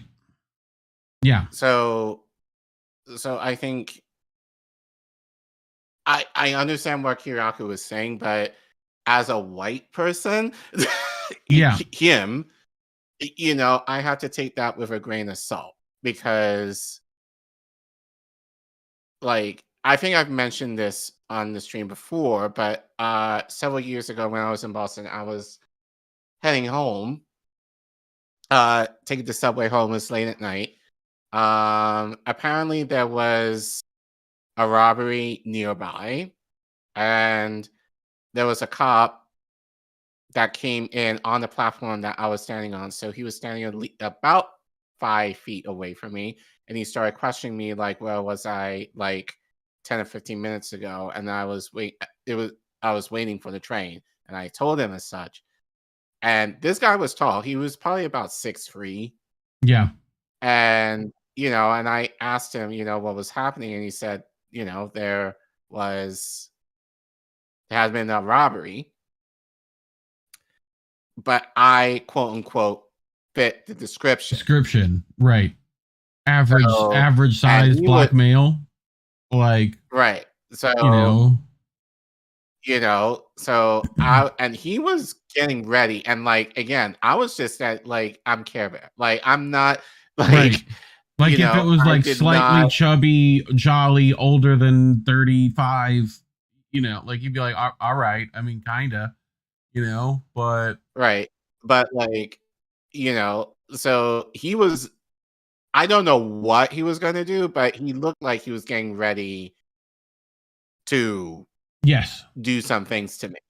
Well, and it's like the whole conversation is here, right? Like it's all this, or like holding on to the vest, or right, conversational dissonance. But like I felt 5 foot away, right? But like I was literally getting scared, and if it wasn't for a drunk woman who was on the other platform who had seen me the whole time and heard the exchange going on between us and was yelling to the cop, he's been right here this whole time. Yeah. Like I don't know what he would have done. Like, well, see, that's the thing, that 5-foot rule where we're ready to deal with any threat. You know, it leads to the minute you step out of that bubble, like either you step out or he steps in, it becomes like he's losing control, right? What happens when you lose control, either perceived or actual? What does your brain do? Right. But the thing is, in this case, he was very controlled. Yes. I didn't cuss or anything. I was doing like, hey, I was here. You know, I asked him a question, you know, what's going on? You know, like, but he just kind of figured, oh, this guy fits the bill, so whatever. And he looked like he was ready to put hands on me, basically. You know, but just given his height and like very control, so like I felt like if I did what John Kirkakou did, game over. But also in this case, still game over, because you know, I would have, you know, I don't think he didn't believe. Again, it took a drunk woman to have him kind of back off. Right. If I, God forbid, like it was alone on that platform, like what would have happened to me? Yep. So I just think it's just a mentality of, yes, this aspect of control, but then depending on the cop could just take it to the extreme of being like, I could fucking do whatever I want. Well, global I am solidarity in the chat. At, police act with their own discretion. A judge determines legality later. And then on top of that, you get qualified immunity, right? Which, like, because you're a cop, you get treated differently than if you were someone else. You know, like mall cops are under more scrutiny. I just feel like in this day and age, cops are viewed negatively, and and in a lot of ways rightly. Yeah. You know, given, you know, recently, you know, we saw the protests outside the DNC offices. I'm sure a lot of you who are here have seen that. And I can relate to that because I was at the George Floyd protest 3 years ago, and people were protesting. And were there some, you know, issues? Sure. Yes, there's going to be, you know, but it wasn't like an onslaught of, well, like in the way of like George Floyd, it's this guy with a police issued gas mask and blacked out gear starting the problems. Like, you know, not to get too tinfoil hatty, but, you know, so versus like a group of white folk on January 6th can walk right in. They give them a tour. So, So, you know, I just think for many cops, there is that bias. Yeah. Plus the power trip. Of the perception of someone like me who would naturally be considered a threat, you know, in society anyway, but maybe a threat to them, given there may be some issues regarding people of color or whatever. Like, and, you know, so yeah, like I said, I mean, I'll give it up to John for what he did. I can't do that. Yeah. You know, and definitely be definitely careful standing up to police if you're going to, you know? Right. So, like, viewer discretion is advised. But no, I get it. I just wanted to showcase that little bit of like police mentality, you know, where that is a thing with them.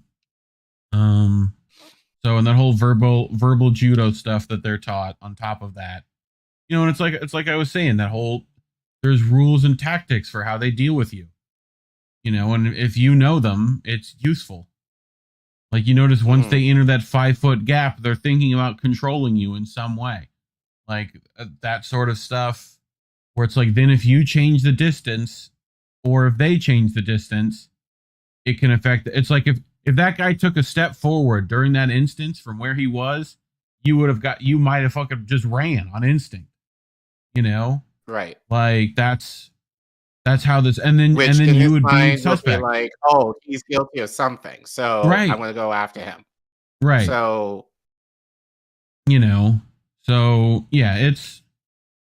But yeah, I think it's just interesting. Like John had the mindset to be like, I'm going to verbally, accost this guy.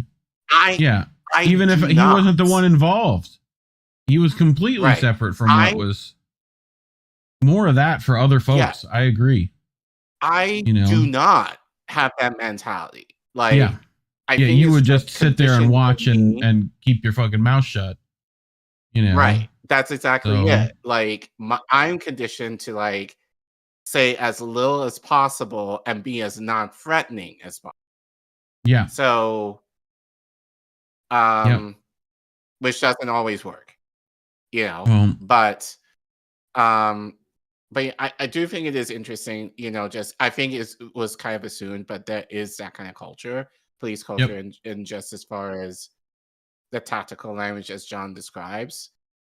But as you said, it's used at your own discretion or advisement, because depending on your gender or your race may not go well for you, depending on the situation. Well, and to me, this is a matter of individual survival.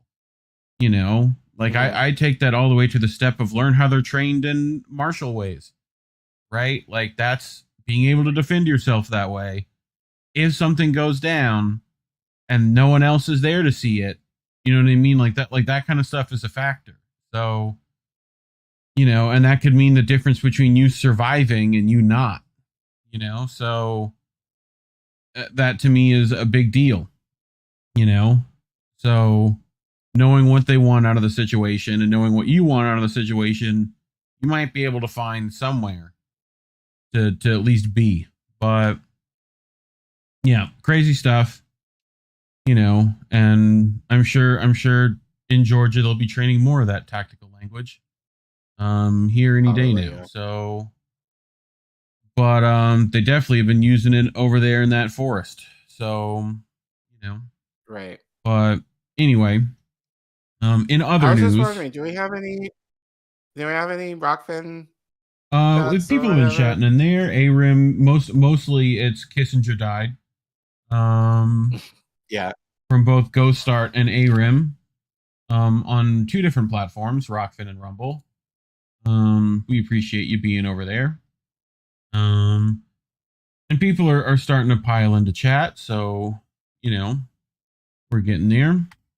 But you brought this. This was a Twitter story that went really under the radar. So, and I could see why. But I think it is important just to kind of show. And we've talked about this before, how Sochdem ideals have a capitalist bend to it. It's it's like capitalism, but not as much. Yeah. And how that affects people somewhere around the world, more often than not the global south. So this story is kind of an example of that, and probably the worst way. And I take no pleasure in sharing the story, because as a person who has been to Africa and loves Africa, it does kind of play into the stereotypical means of African dictator, like selling off his or her people to the highest bidder. Okay. So what is this? The fucking 15th century? Like, well, you can make that argument, and I'm sure if more people make that story, read this story, but also kind of make that argument in terms of, African chiefs or whatever sold their own people into the African slave trade. While that is true, there was a reason why they did. Yep. And more often than not, it's due to the colonizers who offered them something. I'm not saying that was right. If you think the slave trade just ended, I hate to tell you, right? Like still happening. The boats might be a little roomier, but not much.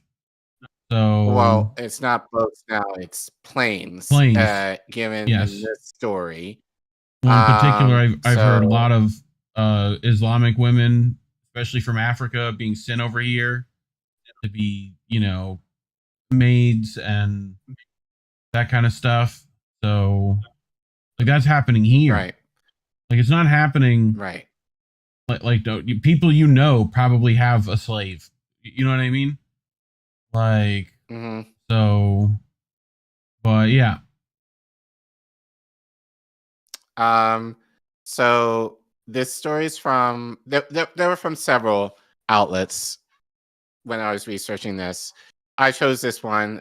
Wanted to choose. It's rare to get like African publications at all. So yeah. So this is from Malawi 24. So this story is based in Malawi, by the way. Okay. Not sure who wrote it. I think it was just an editorial article. But the article reports government's blind assurance on youth safety in Israel questioned. Are Malawian youths truly protected on foreign farms? What do you mean by that, Collin? I'm going to tell you. Tell us, Collin. Following the Israel-Palestine conflict, Thailand evacuated 7,000 Thais working on Israeli farms. Keep this in mind. These farms in Israel are reportedly in need of at least 20,000 farm workers known locally in Malawi as tenants. So, and sure, any of you who have been watching the news, you could probably have guessed, Israel is hurting economically in terms, of what's happening in Gaza and in some cases the West Bank right now. So a lot of this is hitting them economically. So moving on. Yesterday, a plane from Israel arrived in Lilongwe to pick up over 200 young Malawians who have since arrived in Israel today. In Israel, the young Malawians are expected to be working in farms in Israel, where they'll be receiving about $8 per hour. Like on a kibbutz. However, on a kibbutz. Yeah. Those are those communal farms over there. Right. However, in the first 4 months, the Malawians will be repaying the money used to take them to Israel. According to a document Malawi 424 has seen, they will be paying debt $301 per month and air ticket debt of $150. Employers will also be This is indentured servitude already off the bat. Off the bat, yes. Okay. Employers will also be deducting $150 housing allowances and $34 medical insurance from the employee's salary. How much salary are they getting from the employer? So, all right. Actually, let's do some quick math. So, assuming that they work a 40-hour, hold on, wait. Minus one, that's 3. So, assuming they work a 40-hour work week, so times 4, so they get. I'll be a little generous. Let's say it's just under 13. Let's say $1,400 they get a month. So out of that, $300 per month. The air ticket would be probably a one-time cost, I guess. So that'd be $150. So actually, let's do this.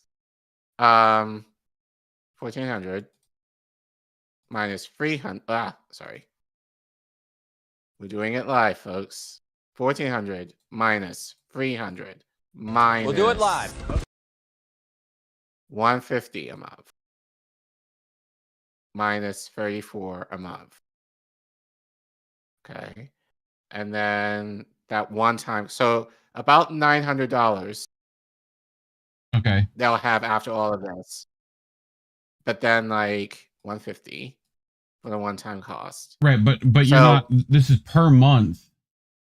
You might not per pay the month. air ticket every month, but you're talking about $301 every month. And then for housing, another $150. So where was it saying what was their salary rate? $8 an hour.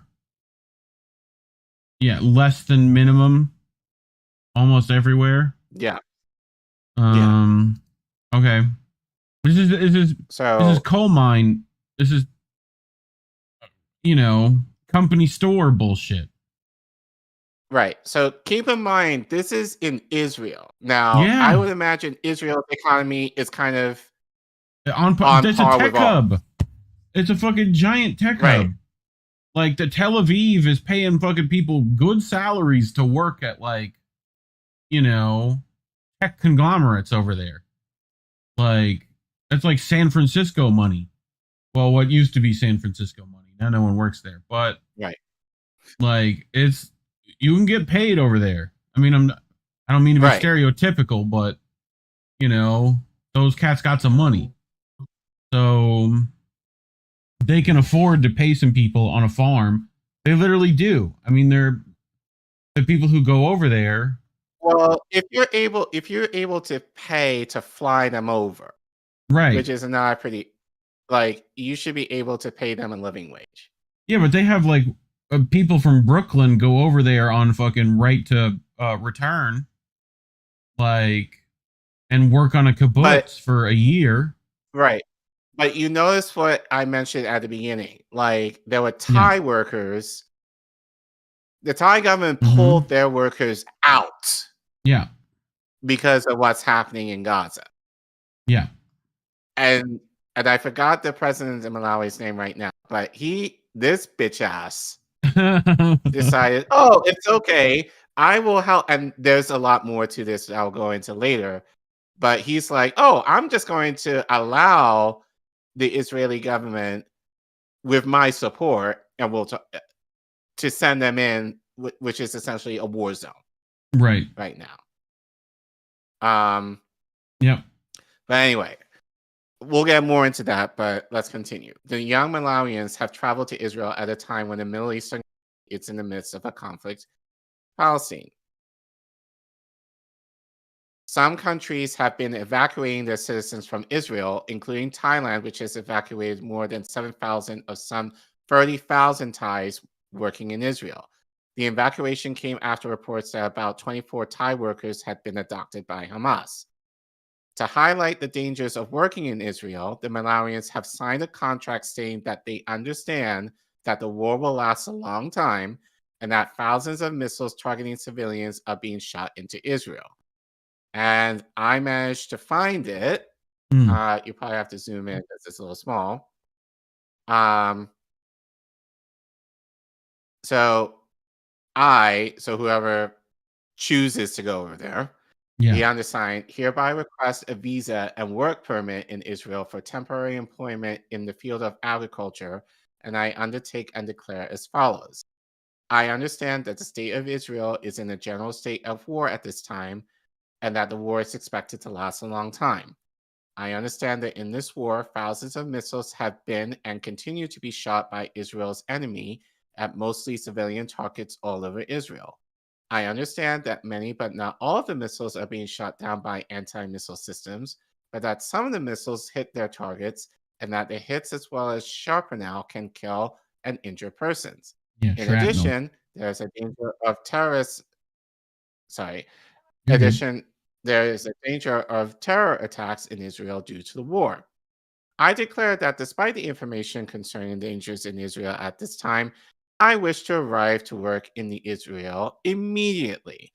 And I understand that if I receive entry permission, I may enter no later than 21 days after receiving permission to enter Israel, or by the 31st of January 2024, the earlier of the two. And if I do not do so, permission to enter will no longer be valid. So it's not even a guarantee that they're going to be well. If you show up late, we got to redo this whole process again. Right? Yeah. None of my immediate family members, common law partners, spouse, parents, children are employed in Israel, and I'm aware that I will not be allowed to remain in Israel if any of my aforementioned family members are found staying in Israel as well. I thereby declare that I am able, ready, and willing to work excellent and diligent full-time work in the agricultural field in Israel, and I will carry out the instructions of my employer willingly and to the best of my ability. So that's a letter that they have to sign in order to go. Yeah. Malawian journalist Jack McBrams posted on X that the deal raises questions. In the midst of the Israel-Hamas conflict, the Malawi government has sent 221 youths to work on Israeli farms, following a $60 million aid package from Israel to Malawi 2 weeks ago. While the intention is to provide employment opportunities for our youth, the optics don't look right, he posted. Also writing on X, Jamon Kasawa said, I'm still puzzled by why the Malawi government is sending people to Israel, which is in the middle of a war. Yes, unemployment is really high. This is in Malawi. But with the conflict between Israel and Palestine, it's not just risky for those going, it's also affecting how others see us diplomatically. However, some Malawians have defended the labor exports, saying young people are struggling with unemployment or low pay in Malawi, and the move to Israel is a good opportunity for them. Malawi is in the midst of poverty. Many young people with an education are suffering, and if given an opportunity, almost everyone would jump at this. If your house is in order, don't judge others' choices. Let those going go slave their poverty away, one person said. Oh, Jesus Christ. Like, I mean, they're like, yeah, yet people be dumb. But unfortunately, yeah. As an aside, this mentality is more common on the continent than you might believe. I'm sure. Well, this is also, bro, who's to say conscripting is a thing that Britain used to do, right? Where it's like, we leave a coin in your cup, right? And then we say, you stole that coin, and to get it back, you're going to have to work for Her Majesty's Secret Service, essentially, you know, on a Navy ship, right? I guarantee you there's some people who will make you sign that paper because you owe them debts, you know, like so on and so forth. So saying that like we can, it's just your decision to go here is a bit probably not as accurate as it should be. No, you know, it's like given, and just as an anecdote, like when in my visits to Uganda, like most of you know, I lived there briefly in 2011, and I made several trips since, the most recent being, when was the last time I was there? I think in 2019. Yeah. Like I know a lot of youth who feel like there are no job opportunities in the countries where they're from, that they have the mentality of, oh, if I go to X place, if I go to Dubai, if I go to Turkey, if I go to Europe, if I go to the US, I'll have a better life. I'll be able to make money to support myself better. And actually, a lot of the youth there asked me, Uncle, how do I get over to you?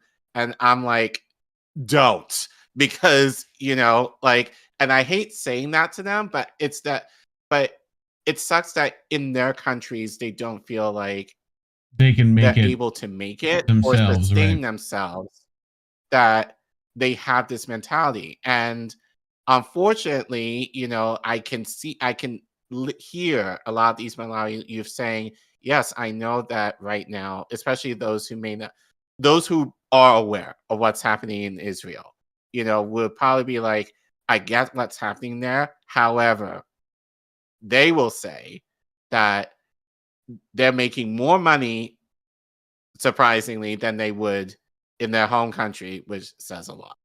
But, you know, it gives them the opportunity to travel. It gives them the opportunity to, you know, meet other people, you know, Right. so for them, there's a lot of social perks in that too.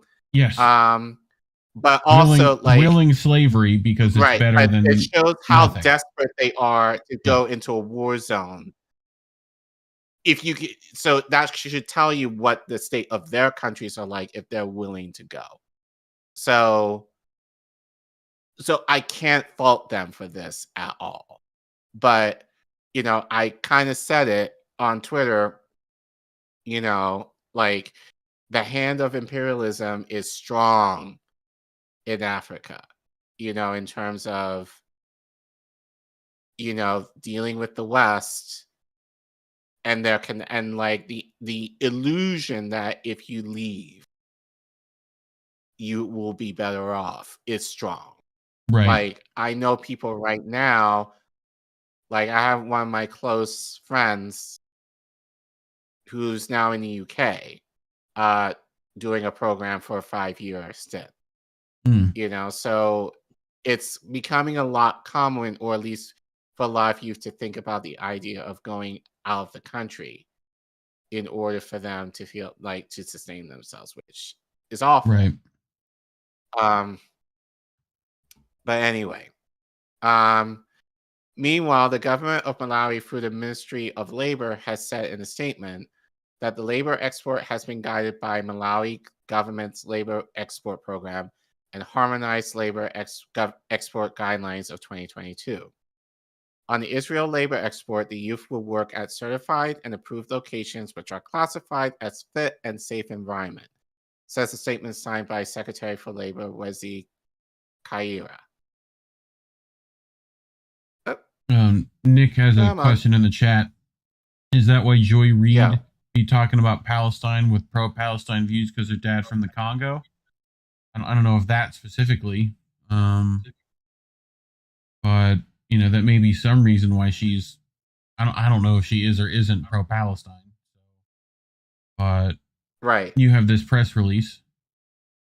Yeah. So the general public is hereby informed that the government has embarked on the export of labor to various countries, including Israel. So I'm sure a lot of them are Western, but we'll continue. The labor export program is an initiative of the government in collaboration with the private sector to fulfill this administration's commitment to job creation and youth empowerment as championed by His Excellency Dr. Lazarus Chagira, President of the Republic of Malawi. There are several sectors under consideration, and the first cohort is for the agricultural sector.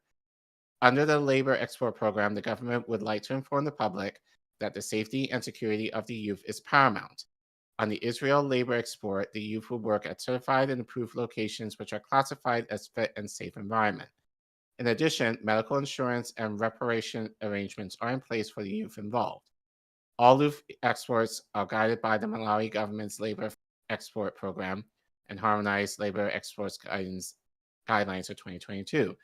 So far, the first export of youth from various parts of the country have been granted the opportunity to work in Israel and will leave any time since all the clearances have been granted. More youth are expected to be engaged in this program. Government assures Malawians that the identified youth will work on farms and will not be involved in any other activity.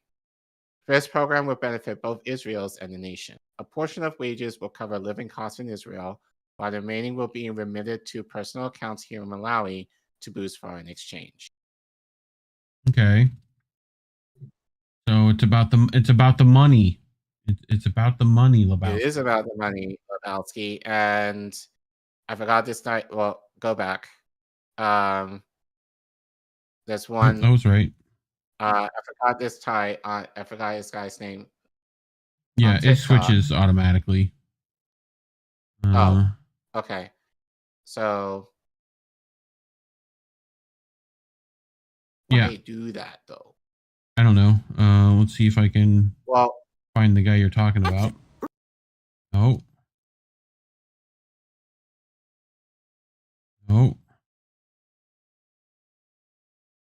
Why do you have this? Why is this the one? You go here, and then completely different video comes up. Oh. Did I mess that up somehow? I don't know. Might be Google messing it up. Do you know? Well, let's play this first. Okay. Africa will never be free from imperialism. It just never will be. Can you believe that Malawi, the president of Malawi, in a secret deal with the Israeli government, has sent off their young people to go pick farm fruits and vegetables? Do you see the corruption?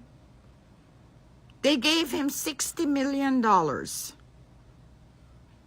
And these poor people obviously want to work, but the deal of them working is like they're going to get $1,000 a month.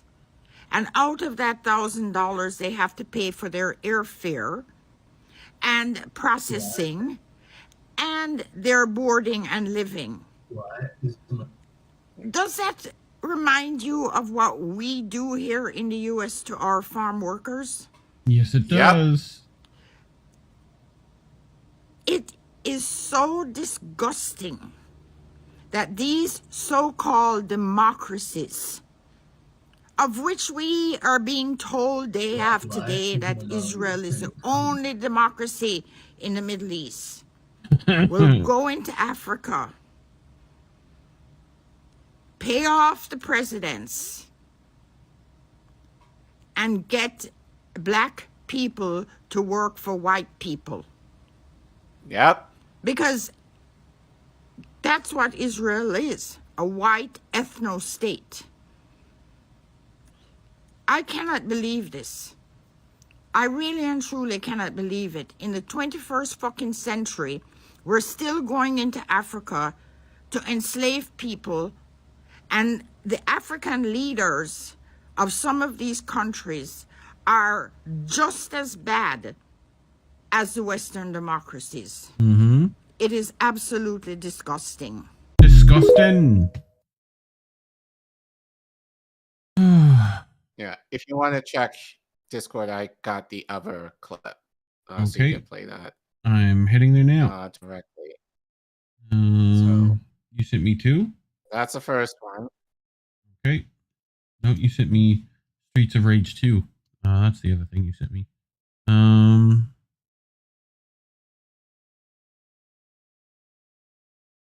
We'll screen that real quick. No. Why is Malawi sending hundreds of its young men to Israel at a time of war, supposedly to work on farms? Malawi is packaging this as a labor export deal. I use the word supposedly because there has been time for Israel to seal this deal with Malawi. Why now? It could have done it in 2021 when Malawi became one of the first African countries to open an embassy in Jerusalem. Why didn't Israel seal a deal with Malawi at that time or in the subsequent years? Why now? Could it be because Israel's economy is taking a major beating and Israel cannot afford to lose more revenue from farms that now have a huge labor gap? And could this be why 2 weeks ago Israel gave Malawi a $60 million aid package? I have always told you that this aid that Also, BDS is happening more and more frequently. Right. They're having to put Sabra on sale at the store. And still people ain't buying it. People are buying Spanish avocados. Right. So that's to kind of tell you guys, well, this is the double-edged sword here. Yeah. It's like your protests and you boycotting Israeli products is working, but yes, it's having this counter measure of now Israel's economy, especially on the land, is shit. Yeah. So, so now they have to ask Black African workers to come in and fill the gap for very little money. So this is kind of the catch-22. So this is another example to kind of show it's good to know foreign policy because, just the things that we do here It'll do affect people. Domestic, yeah. like somewhere else. Yeah. So that's kind of so yeah. So I don't know the right way to respond to this. Yeah. You know, because Israel should be hurting right now. But again, I think in this case, this is due to Malawi government just being kind of submissive in terms of Submissive and breedable. There was a right. Well, there was a $60 million deal that Israel paid off for Malawi to clear their debts. Yes. In exchange for this. Yeah. So and now they're going, where's our motherfucking money more at? Than a bribe. Right. Right. So this is just kind of showing the corruption that unfortunately Africa, like this is what people say about Africa, like their Easily leaders are corrupt. Yeah. Which are true, but that's based on the colonialism and imperialism that the West has subjected them to. Part of the deal, right? That comes to Africa always has chains attached. Look, I know that Malawi's economy is at a bad place. Malawi's currency has recently been devalued by 44%. The cost of living has shot through the roof. I know that jobs are scarce, but there are better ways of finding employment for Malawi's youth than sending them to a war zone for supposed employment. Yeah. Right. And again, it's like minimum wage. Less. So far less. Well, yeah. Well, federally here it's more, slightly more, but but right. It's shit. So yeah. But yeah, I think again wanted to share that story because that went so under the radar and but I think it is important to kind of share the implications of what Israel is doing, and they call themselves a fucking democracy. So anyone that tells you that there are, you could share them this clip and being like, are you sure about that? One of the many ways.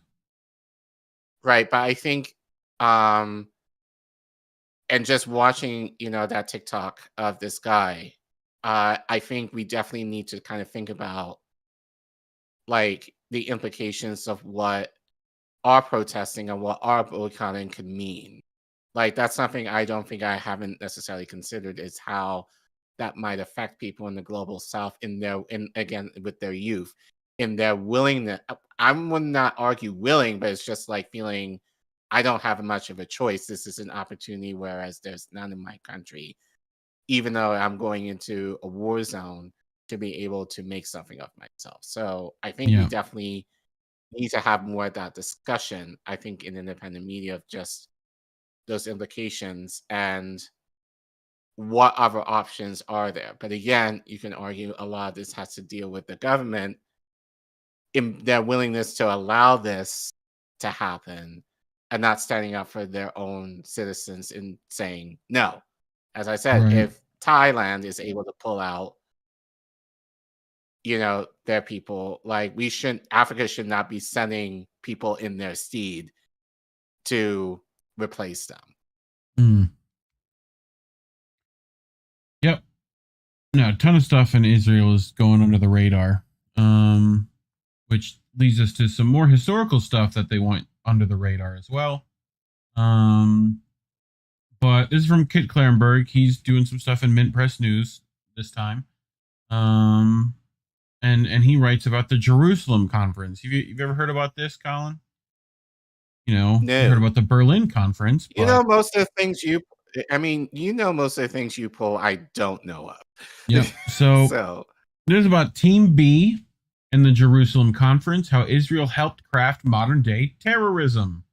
So there's been a lot of talks about terrorism, Collin. What are we talking about recently? George W. Bush leading a monument in DC about the war on terror. Right. So where do you think we started a lot of that war on terror?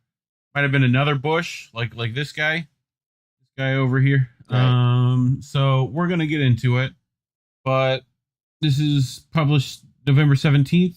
So not too long ago, but Since Israel's genocidal assault on Gaza began, Zionist officials, pundits, journalists, and their Western opposite numbers have endlessly invoked the sinister specter of terrorism to justify the industrial-scale slaughter of Palestinians. It is because of terrorism, twice-failed U.S. presidential candidate and unconvicted war criminal Hillary Clinton representatively wrote for The Atlantic on November 14th that Hamas must be permanently erased.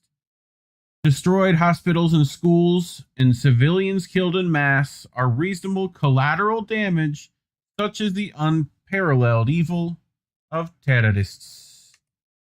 Yet, the relentless stream of heartrending clips documenting the Israeli occupation force, Holocaust deluging social media feeds the world over, and the ever-ratcheting child death toll has compelled countless citizens to ask, if Hamas are terrorists, then what are Zionists? It is surely no coincidence YouTube recently yanked the official video of a groundbreaking track by renowned rapper and Mint Press News contributor Low Key, Terrorist, posing this precise question. Terrorist was released in 2011, at the height of the U.S. empire's war on terror. Then, the purported global threat of terrorism, so this was 2011, this video's been up, Collin. They just now took it down. Right. And we talked about that with Loki, like how they removed his Spotify stuff. Stuff. So, and that's literally the IDF and the ADL working in conjunction to bully Spotify. And he wasn't the only one censored.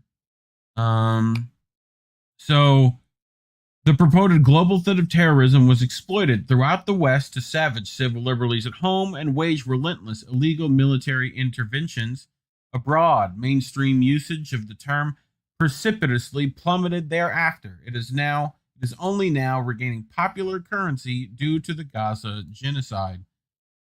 There is no accident, as we shall see. Israel, and specifically its Western leader Benjamin Netanyahu, was fundamentally to concocting the mainstream conception of terrorism explicitly to delegitimize anti-imperial struggles while validating Western state violence directed at oppressed peoples across the global South. The impact of this informational assault can be felt in every corner of the world, not least Gaza. In fact, one might reasonably conclude the specific foundations of Nakba 2, Electric Boogaloo, which is unfolding in grisly real time right now, were laid decades ago as a result of the conveniences of Netanyahu, the International Zionist Lobby, and the U.S. Central Intelligence Agency. What follows is the little-known history of how terrorism came to meet. A majority of the world's population, the Palestinian people in particular, live with the mephitic consequences every day. So, our story starts 1976, Care Bear, at the peak of detente between the U.S. and Soviet Union, right? After 2.5 decades of bitter enmity, the two superpowers resolved a peaceful coexistence at the start of the decade. They collaborated to systematically dismantle the structures and doctrines that defined the immediate post-World War II era, such as mutually assured destruction. So we're trying to deal with some nukes there, Care Bear. What country also has those? Just if you were to take a guess. But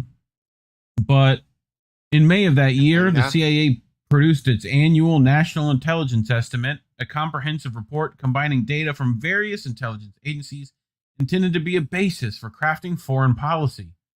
In keeping with the past 5 years, it concluded the Soviets were in severe economic decline, favored diplomacy over conflict, and desperately sought an end to the Cold War. Such findings lay behind Washington's push for détente and Moscow's eager acceptance of major disarmament and arms control treaties. However, newly appointed CIA Director George H.W. Bush categorically rejected these conclusions. He sought a second opinion and constructed an independent intelligence cell to review the NIE, known as Team B. It was composed of hardcore Cold Warriors, defense industry-funded hawks, and rabid anti-communists. Among them were several individuals who would become leading figures in the neocon movement, such as Paul Wolfowitz. Also present were the infamous CIA and Pentagon dark arts specialists who'd been professionally ostracized due to détente. The tent, one of those. Team B duly reviewed the NIE and rubbished each and every one of the agency's findings. Rather than dilapidated, impoverished, and teetering on total collapse, the Soviet Union was, in fact, more deadly and dangerous than ever, having constructed a vast array of first-strike capabilities right under the CIA's collective nose. To reach these bombshell conclusions, Team B relied on a confounding hodgepodge of peculiar logical fallacy, paranoid theorizing, crazed conspiratorial conjecture, unsupported value judgments, amateurish circular reasoning. So, look, there they are. There's HW, Gerald Ford. Look, they're looking over a map of Lebanon right there, Care Bear. Beirut. So, for example, Team B repeatedly assessed that a lack of evidence Moscow possessed weapon systems, military technology, or surveillance capabilities comparable or superior to Washington's own was inverse proof that the Soviets in fact did. They were so sophisticated and innovative, Team B concluded, that they couldn't be detected or even comprehended by the West. Team B's analysis was confirmed to be a total fantasy when the USSR collapsed, yet its methods informed all subsequent NIEs throughout the Cold War and likely endure today. On June 27th of that year, mere weeks after Team B was set to work on reigniting the Cold War, Air France Flight 139, en route to Paris from Tel Aviv, was hijacked by members of the Popular Front for the Liberation of Palestine. Redirected to a Ugandan airport, the plane was greeted on the runway by Idi Amin, military at least, Right. who ushered the passengers, the majority of whom were Jewish or Israeli, into the terminal, watched over by scores of soldiers intended to prevent their escape or rescue. The hijackers relayed a demand to the government of Israel. Unless a ransom of $5 million was paid to them and 53 Palestinian prisoners were released from jail, the hostages would be executed. In response, 100 elite IOF commandos launched an audacious action to free the hostages. Their mission, known as the Entebbe Raid, was a stunning success. All but 4 hostages were rescued alive. And the IOF lost just one commander, Yonatan Netanyahu, the older brother of Israel's sitting Prime Minister, Benjamin Netanyahu. For years, by that point, Israeli officials have been attempting to popularize the term terrorism to explain the motivations and actions of Palestinian freedom fighters. That way, the religious fury and repression could be reframed as a destructive ideology of violence for violence sake, without rationale, and Zionist colonial tyranny as warranted self-defense. This effort became turbocharged in September 1972 in the kidnapping of 11 Israeli athletes at that year's Olympics in Munich by Palestinian militants, ended with all hostages murdered. You remember that, right? Or at least heard about that. So, what does this bit sound like? This terrorism to explain the motivations and violent for violence sake. You ever heard that phrasing before? Violence for violence sake. Yep. I mean, yeah, like people are inherently violent in some way. Well, yeah, I think that's kind of. I think people are not necessarily saying that, but that's the stereotypical view of Arabs. Yep. Or basically anyone melanated. More or less, like sounds of the South and whatnot. Right. You know, yeah. Song of the So South. mostly like Black and Arab people, like the darker you are, the more threatening you are. Right. So, yep. You know, and more prone to violence, if anything. Mm-hmm. So, right, and it's almost like I don't know if you've ever looked at the Israeli justice system, but it has some parallels to our justice system. It has an 85% conviction rate, Colin. 85%. So that means everyone accused, 85% of them convicted. Right. I mean, I don't know about math, but that's a lot. You know, I mean, like 5-year-olds when they're like which we've been seeing. But I digress. This particularly public bloodshed centered world attention on Israel and left Western citizens wondering what could have possibly inspired such actions. Zionists had hitherto managed to largely conceal their systemic, state-enforced repression and displacement of Palestinians from the outside world. Journalists were kept well away from the scenes of major crimes. At the same time, Amnesty International's Israeli branch was secretly financed and directed by Tel Aviv's Ministry of Foreign Affairs to whitewash facts on the ground. For the Netanyahu family, the Intim raid was a tragedy, but also an ideal opportunity to validate and internationalize the concept of terrorism. As espoused by Zionists in 1979, Benjamin Netanyahu founded the Jonathan Institute in honor of his slain brother. Its purpose, he said, was to focus public attention on the grave threat that international terrorism poses to all democratic societies, to study the real nature of today's terrorism, and to propose measures from combating and defeating the international terror movements. When was this, Collin?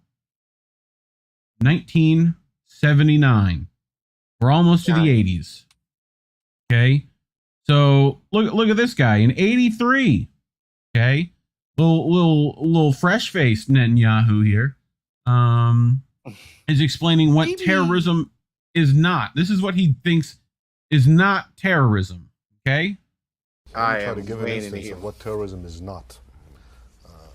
In 1944, the British Royal Air Force sets out on a bombing mission. The target is the Gestapo headquarters in Copenhagen. Perfect target. The planes loose the bombs, drop the bombs, and they miss. Instead of the Gestapo headquarters, they hit a children's hospital, and scores of children are horribly killed. This is an accidental, tragic outcome of war. This can happen, but it is not terrorism. So, what was the last part? It's not terrible. Not terrorism. Is what he says there. Let me try to give it. But yeah, essentially stating that if you miss a target and a bomb accidentally falls on a Christian's hospital, it's not terrorism. That's his personal belief. He was relating the British doing that, so they learned it from watching you, Dad. Is what he's saying. So in July that year, the Institute, convened the Jerusalem Conference on International Terrorism in Jerusalem's Hilton Hotel. It gathered together a 700-strong mob of Israeli government officials, U.S. lawmakers, intelligence operatives from across the Five Eyes global spying network, and Western foreign policy apparatchiks. Hopefully I'm using that right. Perhaps unsurprisingly, apparatchiks. Perhaps unsurprisingly, many representatives of Team B were in attendance. For 4 days and 7 separate sessions, a speaker after speaker painted a disturbing picture of the worldwide phenomenon of terrorism. Care Bear. I wonder if something similar might have happened recently with people like Elon Musk and showing them acts of terrorism, quote unquote. It's almost like they've had some practice at this. Yes. Well, yeah. I mean, especially if AIPAC is involved. Yes. Yes, it is. Because I was, unfortunately, I know you're not going to like this, but I did listen to Briandra Gray, some of her interview with Ryan Grimm yesterday en route to work. And he mentioned, and we talked about AIPAC last week, of how their hand is just really deep in terms of the U.S. government. I mean, we saw it today in that resolution that was voted on, that pretty much everybody in the damn House voted for it. And then Tlaib voted present for it, which, but, AIPAC has had plenty of practice, plenty of money, and plenty of time to really, season their efforts to ensure that, they basically rule Congress. Yeah. And the Matt is speaking, It's interesting to see how they're going to spin this in a second, because there's definitely parallels with what they've been doing now about tying it to the quote unquote Soviet Union, right? I guarantee you, if you are pro-Palestinian in any way, you will also be pro-Russian very quickly. I'm sure. They unanimously declared that all terrorists constituted a single, organized political movement that was being secretly financed, armed, trained, and directed by the Soviet Union. This devilish nexus, it was claimed, posed a mortal threat to Western democracy, freedom, and security, requiring a coordinated response. Eerily, as academic Diana Rolfe later observed, the JCIT's collective prescription for tackling this purported menace was precisely what transpired just over 2 decades later during the War on Terror, the Gulf War, all that fun stuff. So, this included preemptive attacks on states that are alleged to support terrorists, an elaborate intelligence system apparatus, civil liberties, particularly for Palestinians targeted as potential terrorists, including detention without charge and torture, and propaganda to dehumanize terrorists in the eyes of the public. Israeli Prime Minister Menachem Begin addressed the JCIT's opening session. He set the tone by claiming Western state violence was ultimately a fight for freedom or liberation, and therefore fundamentally opposed to terrorism. He concluded his remarks by imploring the assembled throng to go forth and promote the conference message once it was over, and they did so. So, the only democracy in the Middle East, right, Care Bear? So here he is. This is this conference. Look, it's at the Jerusalem Hilton, Care Bear. Wouldn't you like to stay at that hotel? You think they give good, breakfast in the morning? Probably not, right? I'm sure for this. What is the method? Well, see. They are enemies of democracy. And I, myself, one of previous underground fighters, state here and now that wherever you can decide issues by the ballot, you must under no circumstances use the bullet from either direction or left, either right or left. Therefore, the New Left, a reactionary dark movement, fights democracy in Italy and in France and in Germany and in Japan and in other countries. But mainly the European countries, in which Jewish blood flew from the Rhine to the Danube and from the Bug to the Volga, with comfort and support to the so-called PLO, the basest armed organization ever. Do we got to go back for people to see who that was? To the so-called PLO. Who's that? Is that Biden? That almost doesn't look like him. No, it's not. It's Mr. Hugh Fraser. The basest armed organization. This kind of look like Biden now. If I can catch that card. It doesn't matter. Since the days of the Nazis. You cannot expect to overcome your own terrorism if you open offices of the PLO in your capitals, if you accept them into the United Nations, if you give the representative the right to sit around the table of the Security Council.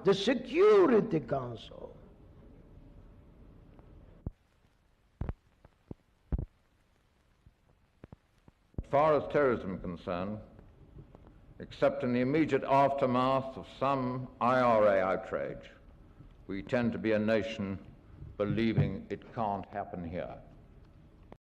He's talking about what? The IRA being a terrorist organization? Yep. When they were definitely a liberation force, Right. I remember that. Yep. As I do, then you must join me in wondering why the community of liberal democracies has not banded together more effectively to oppose these international murders. The PLO attacks against moderate Palestinians, the murder of a moderate leader in the Gaza is a recent brutal example. I can go on and on. My colleagues have given us a good bill of particulars. His colleagues gave him particulars, Care Bear. So notice they were talking about the PLO there. What do they do about the PLO, Collin? Do you know? We talked about this. They funded a particular group in Gaza to become leader. To combat the sounds like secular PLO. It sounds like a certain spread. Yes, it does. Yep, that hummus. And maybe sometimes on.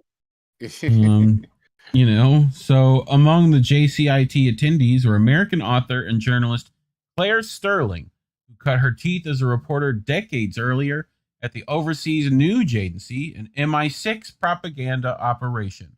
Seeking to boost U.S. public support for entering World War II, following the conference, she frequently amplified the claims of JCIT speakers and articles from prominent newspapers, leading to an epic March 1981 front-page expose of the New York Times. Terrorism, tracing the international network. Okay, so, propaganda goes way back. A book published later that year, The Terror Network, expanded significantly on Sterling's oeuvre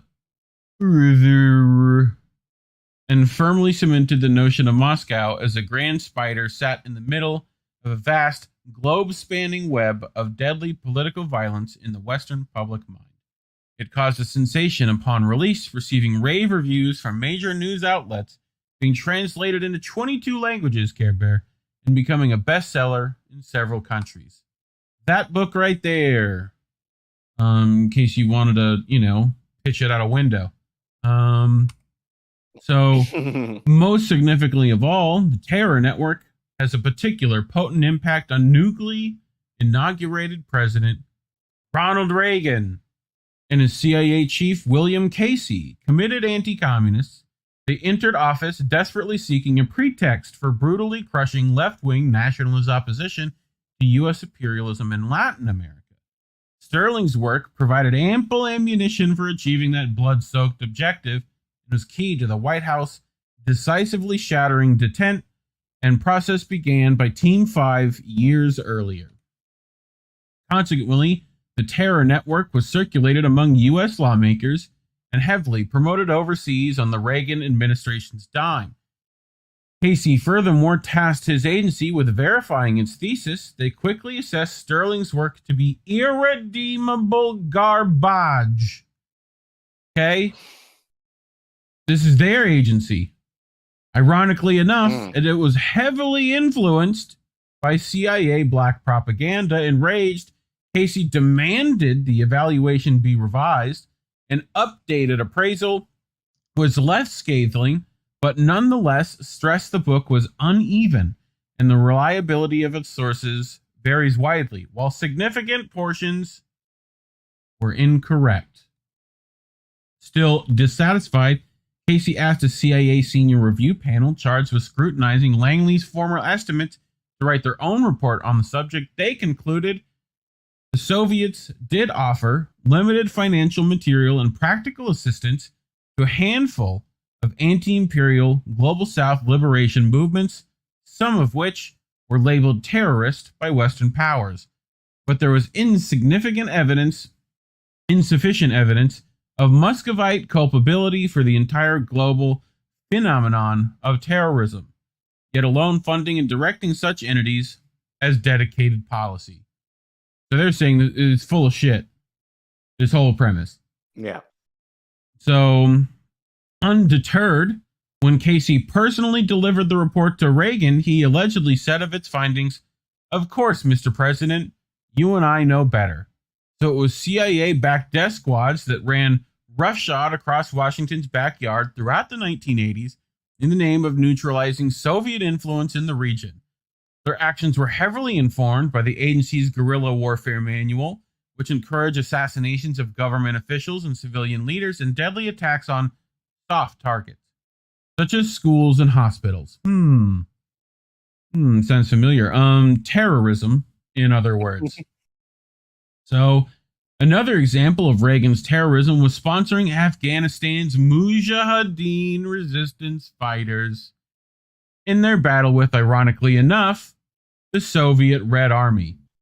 This policy endured after the evil empire was vanquished. The same militants were transported to Bosnia and Kosovo in the 1990s to aid and abet the painful, forced death of Yugoslavia. Okay? So, in case people forget what those guys became, that's called Al-Qaeda now. In case people forgot. So, when these covert actions produced blowback in the form of the 9/11 attacks, well, we couldn't possibly remember why they'd be upset, Care Bear. Why would they ever do this? That is, if you believe they did it, which you shouldn't. Right. You shouldn't do that. Several individuals who attended the JCIT and their acolytes were elevated to the Bush administration due to their supposed terrorism expertise. Meanwhile, with public and state-level fears of terrorism ramping up significantly the world over, many Western countries turned to Israel for advice and guidance on how to tackle the issue. As Netanyahu commented in 2008, we are benefiting, and I'm going to say this a couple of times so people get this, we are benefiting from one thing, this is Netanyahu, and that is the attack on the Twin Towers and Pentagon and the American struggle in Iraq. That's Benjamin Netanyahu saying Israel benefits from the Twin Towers being blown up.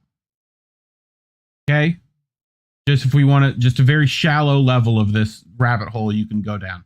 There's a video by Joe, shut the fuck up shitlib, on, on a particular country doing 9/11. It's on Twitter. Go find that. It's like 30 minutes. Please watch it. Share it with your friends. This is not only because 9/11 swung American public opinion in Israel's favor. In a blink, Zionist repression and slaughter were transformed from a source of international embarrassment and obloquy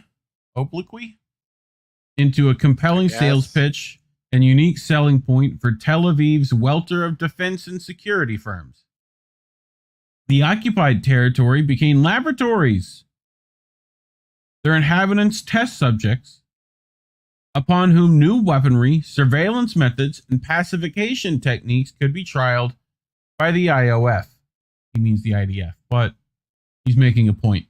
Then marketed and sold overseas. It is not for nothing that graphic videos showing IDF surgical strikes on Palestinians, their homes, schools, and hospitals are proudly displayed at international arms fairs and private demonstrations of invasive surveillance tools such as Pegasus routinely wow repressive foreign security and intelligence agencies behind closed doors. On top of a significant financial benefit, there is a diplomatic dividend to Israel secures an invaluable censor-stifling goodwill from customers, therefore permitting the Zionist project of permanently purging Palestine of its indigenous inhabitants to persist untrampled. We see a palpable demonstration of this currently, while the streets of almost every major Western city have regularly teemed with pro-Palestine fervor ever since the latest attack on Gaza began. The protesters' elected representatives are at best silent, at worst, actively complicit. Impassioned chants of "We are all Palestinians" have been a frequent fixture at these events. This rallying call is highly apposite, for in addition to expressing sympathy and solidarity with the Palestinian people, it is urgently incumbent upon us all to reflect that the very same techniques and technologies of control and oppression to which they have been so cruelly subjected daily for decades are firmly trained on us as well. As a result of Israel's invention of terrorism, as such, it is no exaggeration to say Palestinians are canaries in the coal mine of humanity. Care Bear, thoughts? Yes, sir. Ay. I mean, yep. The rabbit hole goes deep with Israel. I think And the we war might on have terror. to do a separate. I think we have to do a separate playlist on what we've talked about on Israel over the last few weeks, because it just proves that it's a lot deeper. It just, even with the history that I think a lot of people already know, but it's just so much more to it. Yeah, there's decades. There's decades of this.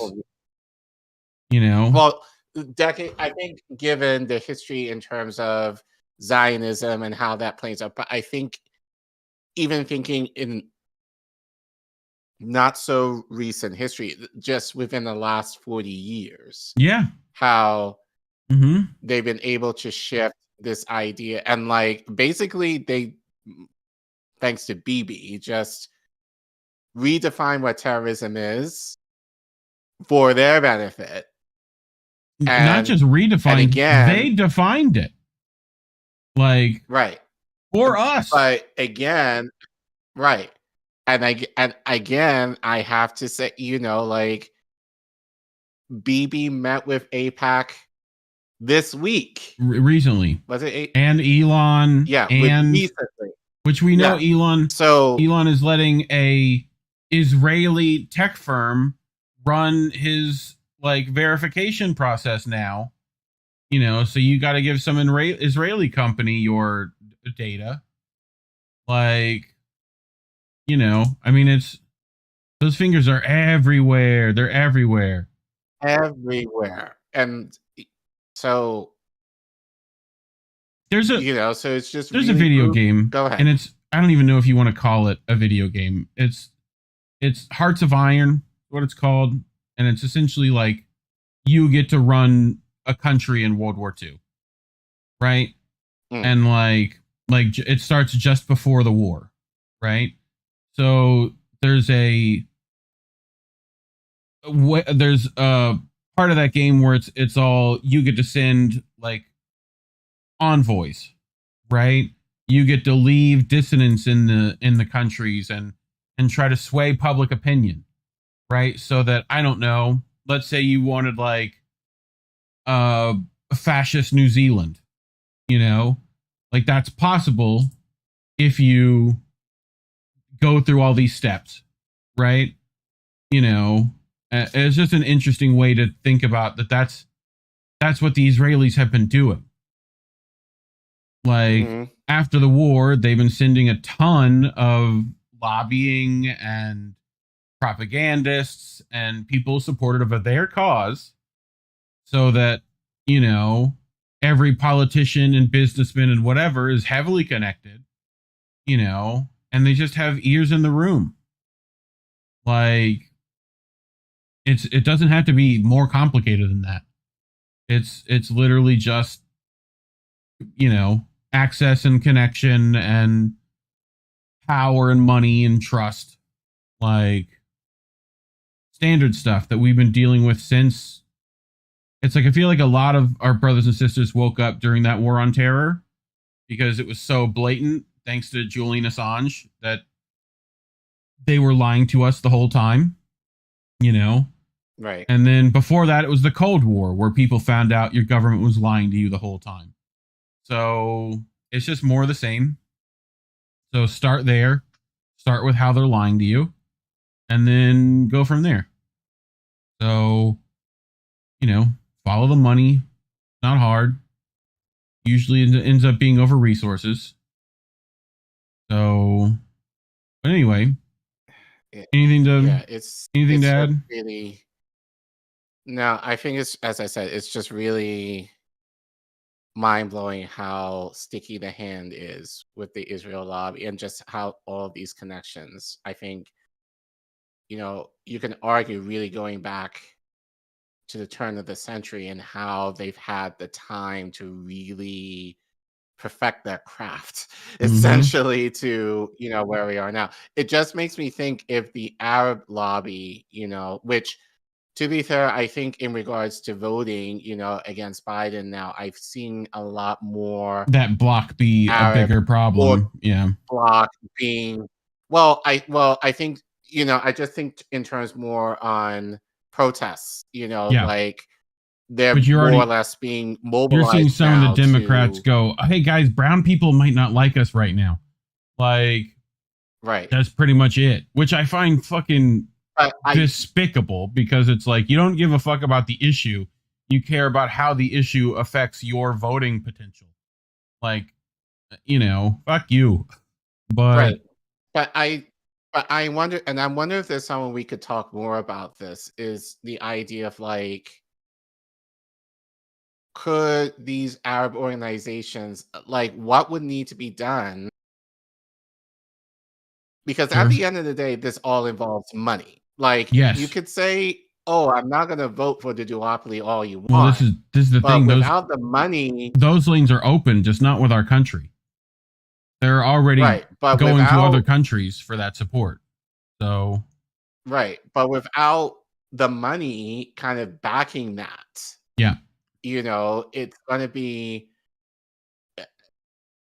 like we're still going to have to deal with the Israel lobby, for the foreseeable future. So I just wonder if there's someone we could talk to just to kind of see the viability of what is happening from what I'm kind of seeing online. Well, you're seeing a lot of economic things happening, being more organized to counter APAC. I don't think so, but I think at minimum being able to kind of throw a wrench into like some of this planning and kind of this, I imagine it would be extremely difficult given the practice the lobbyists had and the kind of influence they have over pretty much everyone in government. But something has to be done. I think just in general to kind of think about getting money out of politics, but obviously the Israel lobby is like the biggest dealer here, or if not among the biggest. So how to counter that? Well, and you're seeing, not even speaking on the grassroots, but not just even like on the grassroots level, but financially. How you're going to how can we counter like the money and influence that does exist within that? Well, I'm sure we'll be talking more about this very stuff tomorrow, 8:00. Yes. Exactly. We are doing a panel with I think Kyle definitely said he was going to be there. Kyle Anzalone. So we're going to start doing a thing with the people over at antiwar.com, because we read a lot of their stuff. Dave DeCamp, Kyle Anzalone, all those guys, and we're going to do a unity panel on Palestine. So tune in for that. It'll be, I think it's me, Misty, you, and Kyle. I think. So yes, we'll be there for that. Nobody wants to work anymore. We'll air after that. 1 p.m. Friday. Let me go to Telegram and look for just a second at this man's name. Oh, gimme. So we are at hold on, let me scroll down. Are you sure you should be showing this? Yeah. It's showing it to you, so not anyone else. Okay. So, but where is, now I minimized it. It is Tadiq Hickey on X, right? Have you seen this guy? I think it's how you say it in Irish. But we played this TikTok. Actually, we just recently played one of his TikToks last week regarding Thanksgiving. So I'm actually looking forward to this interview, actually. Because he is fucking hilarious. But yeah, he's pretty good. Why can't I minimize now? Clickies. Fine, I'll just leave. So So that'll be an interesting interview. So yeah, then Angel in the afternoon after that. I think we're gonna run Boat Saturday on Rumble only. So tune in for that. We might run it again on YouTube and just delete it right after to avoid copyright strikes, but we'll see. So stay tuned for that. And then another episode of How Did We Miss That Sunday night. And then Monday, I think, Politically Homeless. I think Crab will be doing something. So keep eyes out for that. And I'm betting Jesse will throw a American Tradition in sometime soon. Probably, since he didn't do it this week. So 1 p.m. is the time on that egregores for the Taj segment with Tara. Yes, 1 p.m. Eastern. Everything Eastern. Crab is going to be 9 p.m. usually Eastern. But keep eyes on Twitter. Right. You know, all the links for that are in the description below. If you look at our Linktree, indienews.network, you can find all that. But at Get Indie News on Twitter. Otherwise, you know, get yourself some merch. You know, get yourself a Misty Bitch shirt or a We're Fucked shirt, or get yourself an American Tradition tanky top. You know, get yourself a little iron mug. Sip your stuff out of. But otherwise, anything else? Make sure to like and subscribe. No. Share with your friends. So appreciate you guys coming in. Definitely, you guys are very good at this. Watch the replay after you're done. Those of you who came in late, we appreciate leave a comment regardless. Do all that stuff. And if you don't mind pulling up that slide for Empowered one more time. Yep, Reef, I can do that. So I mentioned this at the beginning of the stream. As you guys know, I'm a part of this group, and we're looking to raise money. Actually, some of the proceeds, I am going to Atlanta next week for a conference to learn how to advocate for statewide child tax credits. That's something that I'm actually working on to advocate for here in DC. So I'm going to Atlanta to figure out how I could do that properly.